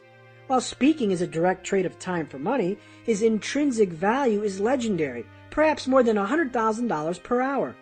Underneath the big fee is the law of affection. He speaks to millions and is paid millions. A rapper sells millions of songs and is paid millions. A housewife sells 1 million kitchen gadgets and earns millions. A lottery winner wins millions because millions entered the drawing. Daddy Warbucks' son inherits millions because Warbucks' company served millions. A plastic surgeon earns millions because he serves many in magnitude. A star athlete's agent earns millions because his clients serve millions. Retrace the source of millionaire money and you will always find millions of something. Affection or scale or magnitude always precedes money, either directly or indirectly. The more lives you impact, directly or indirectly, the more wealth you will attract. Big wealth follows big numbers. Athletes are a perfect example of affection. If you play professional baseball, you're paid a meteoric intrinsic value. In 2009, Alex Rodriguez signed a $240 million contract. How exactly is that justified? Simple. The law of affection justifies all wealth. Alex Rodriguez, via baseball, entertains millions. He leverages scale. This is the same for any professional athlete. They get paid millions because they entertain millions. A comedian who makes millions of people laugh gets paid millions. The corporate executive who facilitates a corporation that serves millions of people gets paid millions of dollars. Again, these are glorified power intrinsic value positions that leverage the law of affection. If you want to get rich via intrinsic value, you must do it via the law of affection. Get into a position to impact millions. Become indispensable and irreplaceable like an athlete, entertainer, or top brass executive. Can't get access to millions like an athlete? Then go directly to the source and serve the source. For example, agents of high-profile athletes are as rich as the athletes themselves because they have indirect contact to the law of affection. Real estate brokers who specialize in the homes of the rich become rich themselves because they indirectly connect themselves to the arbiter of the law. The law of affection doesn't care about roadmaps or time trades or anything but the mathematical power of large numbers. Make a giant impact a few times or make a small impact millions of times. Joe Magnitude owns a company that develops commercial real estate. He develops 14 office complexes and partitions the offices into condos. Each fully sold complex profits him $400,000. 14 scale times 400,000 magnitude equals $5.6 million. Joe Scale writes a book detailing a diet of the stars. He sells 8 million copies, scale, and earns $7 per copy, magnitude. He earns the same amount, $5.6 million. The closer you get to the source of large numbers, the closer you will get to wealth. To serve millions is to make millions. Think big to earn big. Chapter Summary, Fastlane Distinctions. The law of affection states the more lives you affect or breach, both in scale or magnitude, the richer you will become. Scale translates to units sold of our profit variable within our Fastlane wealth equation. Magnitude translates to unit profit of our profit variable within our Fastlane wealth equation. The law of attraction is not a law, but a theory. The law of affection is absolute and operates exclusive of any roadmap. All lineages of self-made wealth trace back to the law of affection. The law of affection's absoluteness comes from direct access and control, for example, you are the athlete, versus indirect access, for example, you are the athlete's agent. To make millions, you must serve millions in scale or few in magnitude. The law of affection's absoluteness comes from a direct access and control, you are the athlete, versus indirect access, you are the athlete's agent. To make millions, you must serve millions in scale or a few in magnitude.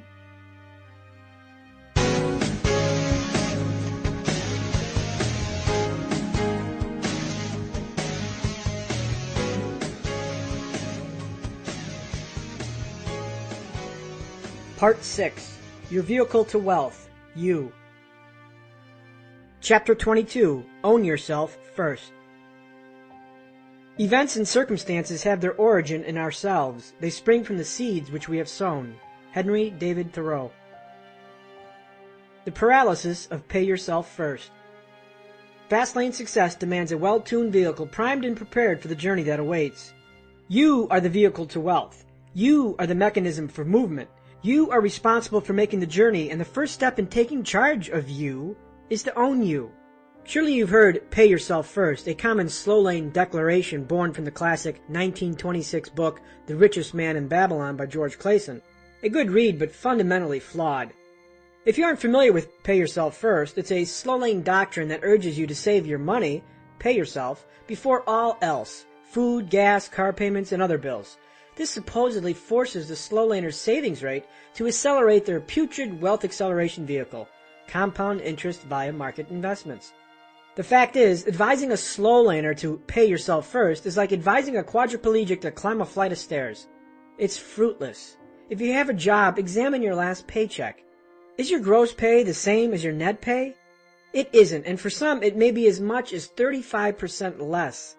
Additionally, pre-tax saving weapons such as 401ks and IRAs severely limit your contributions to small amounts, where creating wealth on a pre-tax basis in a job becomes organizationally penal.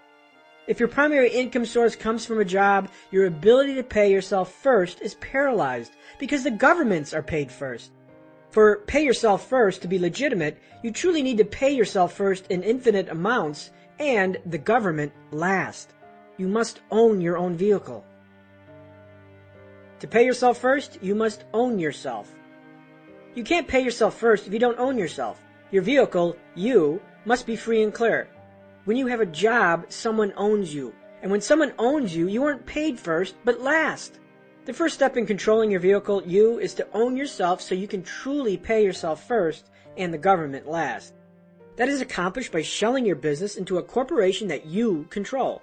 The corporation serves as the fast lane frame because it offers the immediate tax benefit of pay yourself first versus pay yourself last. When you own a corporation, net profits are reduced by expenses. The remaining profit is taxed, and those taxes are paid to the government. Additionally, corporations exist separate from their owners and survive time. It's the surrogate structure that serves as your business system. When you own a corporation, the government is paid 4 times a year, once every quarter through estimated taxes. If you have a payroll, taxes are paid each time you pay your employees. I pay myself first 365 times a year, but the government is just paid 4 times a year. Doesn't that sound like a structure that is conducive to not only pay yourself first, but also wealth? How to own yourself. Like many entrepreneurs, I made the horrific mistake of getting into business as a sole proprietor. Any advisor who recommends a business structure as a sole proprietorship or a general partnership should be avoided like an airport toilet. These entities are risky because they don't protect you and catapult unlimited liability onto you and your personal assets. If you're a plumber organized as a sole proprietor and you accidentally leave a pipe cutter at the client's house and the client's 3-year-old kid kills himself with it, guess what? They're coming after you because you have chosen an ill-protected business entity. Instead of suing a corporation, they sue you and everything you own is up for grabs. The best business structures for your Fastlane business are: number 1, C Corporation, number 2, S Corporation, number 3, Limited Liability Corporation. Assuming you live in America, each has its advantages and disadvantages, but all share 2 common benefits: limitation of liability and tax efficiency. The C Corporation. The C Corporation is a business structure that survives time and can easily be transferred. Corporate profits are taxed at the corporate income tax rates, with net income distributed to shareholders. Some C Corp owners use this structure to deploy a strategy known as income splitting. The strategy is to partition the business income to both the owner and the business, effectively lowering the tax bracket of the two, versus a large income for just one. While it's not within the scope of this book to dive into tax strategy and corporate formation, it does offer up a fast lane component, which is control. While C corporations and their owners are subject to double taxation, tax on corporate profits and dividends to shareholders, they are advantageous for larger corporations and corporations with an asset growth strategy. In other words, if you don't plan on distributing profits and are focused on building asset value over net profit, C corporations do the job. The majority of publicly traded companies are C Corps that do not distribute dividends to their shareholders. They grow revenue and asset value. The S Corporation. An S Corporation is like a C Corporation, except that it isn't taxed as a separate entity. Considered a pass-through entity, taxes aren't paid at the corporate level, but at the individual level and reflected on the owner's personal tax return. S corporations also have some tax advantages because profits are not subject to the hefty self-employment tax that comes with sole proprietorships. However, unlike C corporations, which have limitless owners, S corporations are limited to 100 owners and will have additional filing requirements. The Limited Liability Corp, LLC.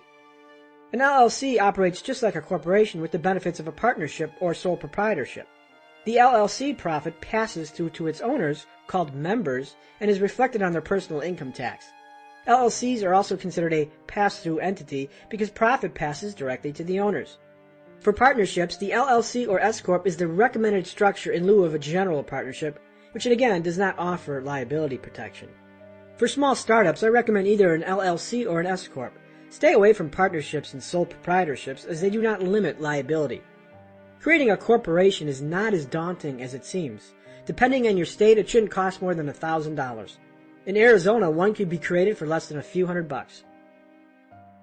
Selecting an entity. Selecting an entity depends on your goals and your vision for your business. Here are some general questions to help you decide. What is your exit strategy? Go public? Sell to private investors? What is your growth strategy? What is your liability exposure in the worst case? Do you plan on raising venture capital now or in the future?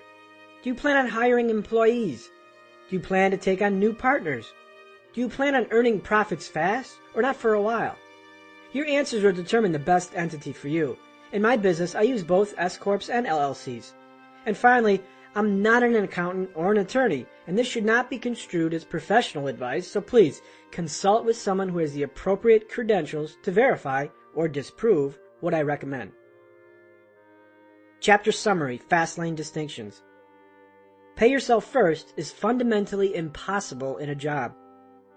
To own your own vehicle, you start a corporation that formally divorces you from the active business. Your corporation is the body of your surrogate. The recommended Fastlane business entity is a C Corp, an S Corp, or an LLC. Chapter 23, Life's Steering Wheel. Your life is the sum of all the choices you make, both consciously and unconsciously. If you can control the process of choosing, you can take control of all aspects of your life. You can find the freedom that comes from being in charge of yourself. Robert F. Bennett. The leading cause of poorness. If being poor was an illness, take a guess to its cause. Of course, lack of money. But is that a cause or a symptom of the underlying problem? Lack of education? Lack of opportunity? Lack of positive role models or determination? Nope. Those are all symptoms. If you retrace poverty's footprints, you will find that poorness always starts at the exact same place. Choice. Poor choices are the leading cause of poorness. The heart of the problem. As my income elevated, so did my cholesterol. The road of good living runs parallel to a cliff of gluttony. My doctor's preferred method of attack was prescription drugs. I refused because I wanted to fix problems, not mask symptoms. If you approach wealth like a big pharmaceutical company and attack symptoms while neglecting problems, you will not succeed.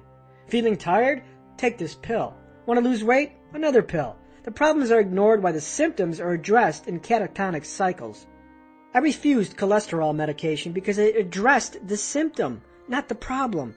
The problem is poor diet. Cholesterol is the symptom. If your car's fuel tank had a small leak, how would you fix it? The symptomatic solver would increase his trips to the gas station to ensure a steady inflow of fuel. The problematic solver plugs up the hole. One addresses the symptom, the gas tank leaks, while the other addresses the problem, there's a hole in the gas tank. While adding fuel addresses the symptom, it doesn't solve the problem. When the behavior stops, the problem remains. So how does this relate to success and choices? Simple. If you aren't where you want to be, the problem is your choices. Your circumstances are the symptoms of those choices. For example, everyone loves success quotes. Well, here are two. The will to persevere is often the difference between failure and success. Success means having the courage, the determination, and the will to become the person you believe you were meant to be. The problem with these quotes is they're asymptomatic. They're ambiguous to the real issue, and that is choice. The first quote deals with perseverance. Well, how do you persevere? You react from conscious choice. Not just one choice, but hundreds, perhaps thousands. You cannot choose to persevere with one choice. You cannot wake up one day and say, "Oh, today I will choose to persevere." It must happen every day, not just once. Perseverance is architected by many choices that fabricate the lifestyle. If you quit after 2 tries, have you persevered? Can you claim perseverance after 1 failure? Likewise, the second quote suffers from the same conundrum. Determination is not a solitary choice, but thousands of them. You cannot decide to be determined. It must occur repeatedly, concertedly, and with commitment. The point of this dissertation is that Fastlane success isn't one choice. It's hundreds. And when you line a string of choices together, they create your process, and your process will create your lifestyle. Lifestyle choices will make you a millionaire. Your life's steering wheel. Your choices spark the fires of future circumstances. The fabric of your life is sewn by the cumulative consequences of your choices, millions of them, that you set into motion. You act, react, believe, disbelieve, perceive, misperceive, all of it engineers your existence. If you're dissatisfied with life, your choices take full responsibility. Blame yourself and the choices you've made. Yes, you are as you have chosen. It took me 26 years of life and a blizzard to grasp the horsepower of my choices. The blizzard impeded my limousine, but I was there because I chose it. I chose to get that job. I chose to pursue low-rent businesses. I chose to continue life in Chicago. I chose to avoid corporate after college. I chose my friends. I chose my business pursuits. I chose all of it, and it engineered my life to that exact moment. I awoke to the epiphany that I was the driver of my life, and my problems were the consequences of my choices.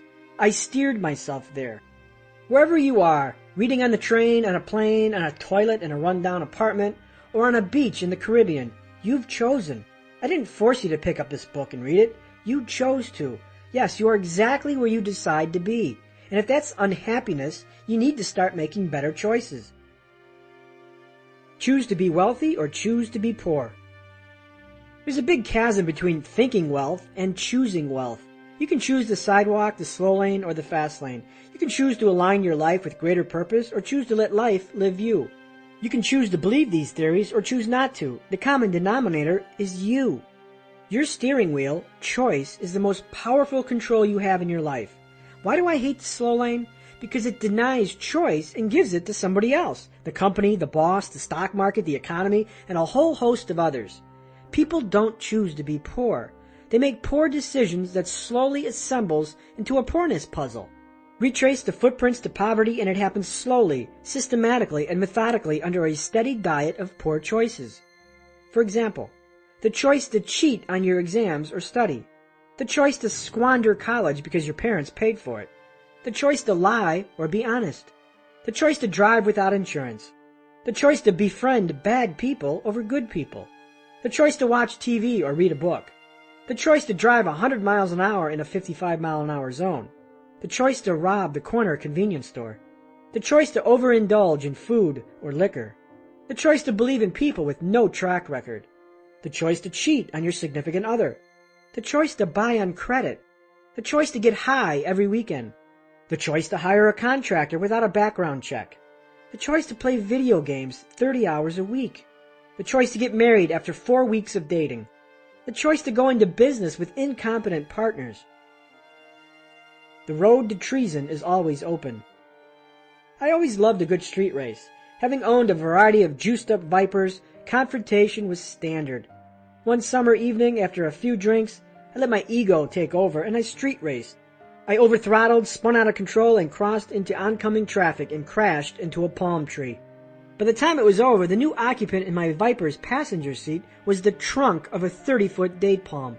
I was arrested, taken to jail, and charged with DUI and reckless endangerment. Luckily, I didn't kill anyone or myself. In fact, the arresting officer, who witnessed the entire race, brilliant, huh, stated that had the impact been driver's side versus passenger side, I would have been killed. I survived a life-or-death coin flip. In reflection, my choice to race was a treasonous choice. Treasonous choices are actions that do irreparable harm to your life, your dreams, and your goals. The consequences of treasonous choices throw life onto unintended detours and hazardous roads that are difficult to escape and oftentimes become permanent. Had I killed someone, I would have spent years in jail, spent half my fortune on lawyers, and had to live with the painful reality that I stole someone's life. Life would have been instantly transformed with new circumstances unveiled. No amount of money can keep you from prison or purge your soul from the foolish horror of taking someone's life. Treasonous choices change your life forever. Jack finances his dream home and takes on an $800,000 mortgage, although he only makes $65,000 a year. Due to loose credit and an exploding housing market, he accepts the loan. He doesn't read the documents and assumes his mortgage lender has his best interests at heart. 18 months later, his interest rate adjusts upward and he can't afford the mortgage, forcing him into foreclosure. His poor credit haunts him for 12 years. He can't qualify for a new mortgage and potential business opportunities go untapped. A Fastlane millionaire by age 28, Andre has everything. A beautiful wife, money, a healthy baby daughter, and 7 restaurants scattered across the 5 boroughs. Andre is on top of the world. One night after a few drinks to celebrate his night manager's birthday, Andre drives home drunk. He chooses to think, "I'm okay." On his way home, he gets into an accident and kills a family of 4. Andre is arrested for drunk driving, and after his conviction, he spends the next 11 years of his life in prison. He loses his businesses and his family. Andre's life forever changed because of multiple treasonous choices. The choice to drink, the choice to drive, the choice to think, "I'm okay." The series of choices is plentiful. His exit strategy is clear. He didn't choose wisely. Recent events from the sports pages illustrate the gravity of treason. Football player Michael Vick engaged in criminal activity and it reshaped his life. His legacy, if you call it that, will never be the same. He lost respectability in 2 years of his life. He made multiple choices that started with the choice to commiserate with derelicts engaged in criminal activity. Another football player made a choice and it cost him his life. He'd never guessed that cheating on your wife could end so tragically. It did for Steve McNair when his mistress allegedly shot him to death in a Nashville, Tennessee condo. While he didn't choose to be murdered, he chose to pursue the woman. He chose the relationship. He chose to cheat. He chose to act. You see, we aren't talking about one choice here, but many, and that made him complicit to the treason. Steve McNair's choices loaded the gun, but someone else pulled the trigger. Your life's steering wheel is a dangerous weapon. 3 inches is all it takes. Jerk your life's wheel 3 tiny inches while speeding, and you can steer your life onto a path of no return, or worse, smack into a concrete wall. Like an automobile's steering wheel, your choices are super sensitive. Unfortunately, treasonous roads always have a green light. People drown in the misery of their own choices while neglecting to acknowledge they are the cause. What's chosen today impacts forever. You'll see. You'll see is my mother's code for I'm right, you're wrong, and time will uncover that truth. As a rebellious teen, Mom lobbed a "you'll see" at me after she surrendered to my pleadings for an off-road motorcycle. Mother didn't like the idea and levied her missive, "You'll see." It didn't take long for that "you'll see" to come true. Full of testosterone, cocky, and invincible, a 15-year-old kid with no motorcycle experience gambled with his life. I crashed on a dirt road going 50 miles an hour and broke my wrist, my 2 fingers, I lost nerves in my knee, and I screwed up my neck. While the bones healed, the full array of consequences from that day has not dissipated. Decades later, I live with chronic neck pain and have to sleep in unorthodox positions just to avoid discomfort. I've spent countless hours and money on physical therapy and chiropractic treatments.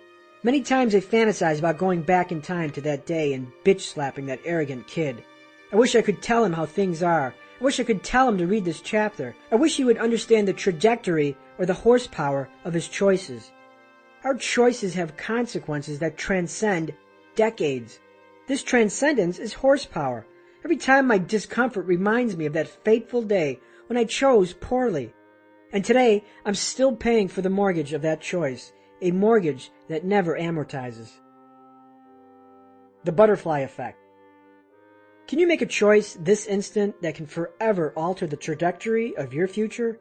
You can, and it can be the difference between poverty and wealth. When you make minor permutations or choices that deviate from your initial conditions, profound effects transpire over time. Think of it like a golf club striking a golf ball. When the club face hits the ball square, the ball goes straight and heads toward the hole. But when the club face is rotated a minor fraction of 1 degree, the ball's trajectory lands far off course. At impact, the divergence is minor, but as the ball travels further and further, it widens and widens until the gap is so large that getting back on track is nearly impossible. A bad choice can set your trajectory off by 1 degree today, but over the years, the error is magnified. Choices have this type of divergence over time, and it's called impact differential. When your choices are extrapolated throughout the years, the divergence widens. The divergence can be either positive or negative. For example, when I moved to Phoenix from Chicago, the impact differential exploded as time passed. Had I not made that choice, my life would be significantly different today. I also chose to get a dead-end job as a limo driver, which opened my eyes to a business need. That too was a choice that had extraordinary horsepower and created positive impact differential. The 2003 movie The Butterfly Effect, starring Ashton Kutcher, is a great film that excellently illustrates choice horsepower. In the movie, the main characters engage in treasonous choices as youngsters, and you get to witness how each life unfolds as those treasonous choices permeate through time. You get to see the impact differential. Recognize that every day you make decisions that will ripple through the years. The question is, will your choice ripple to happiness and wealth, or depression and poverty? The erosion of horsepower. Your choices have significant trajectory into the future, and the younger you are, the more horsepower they exude.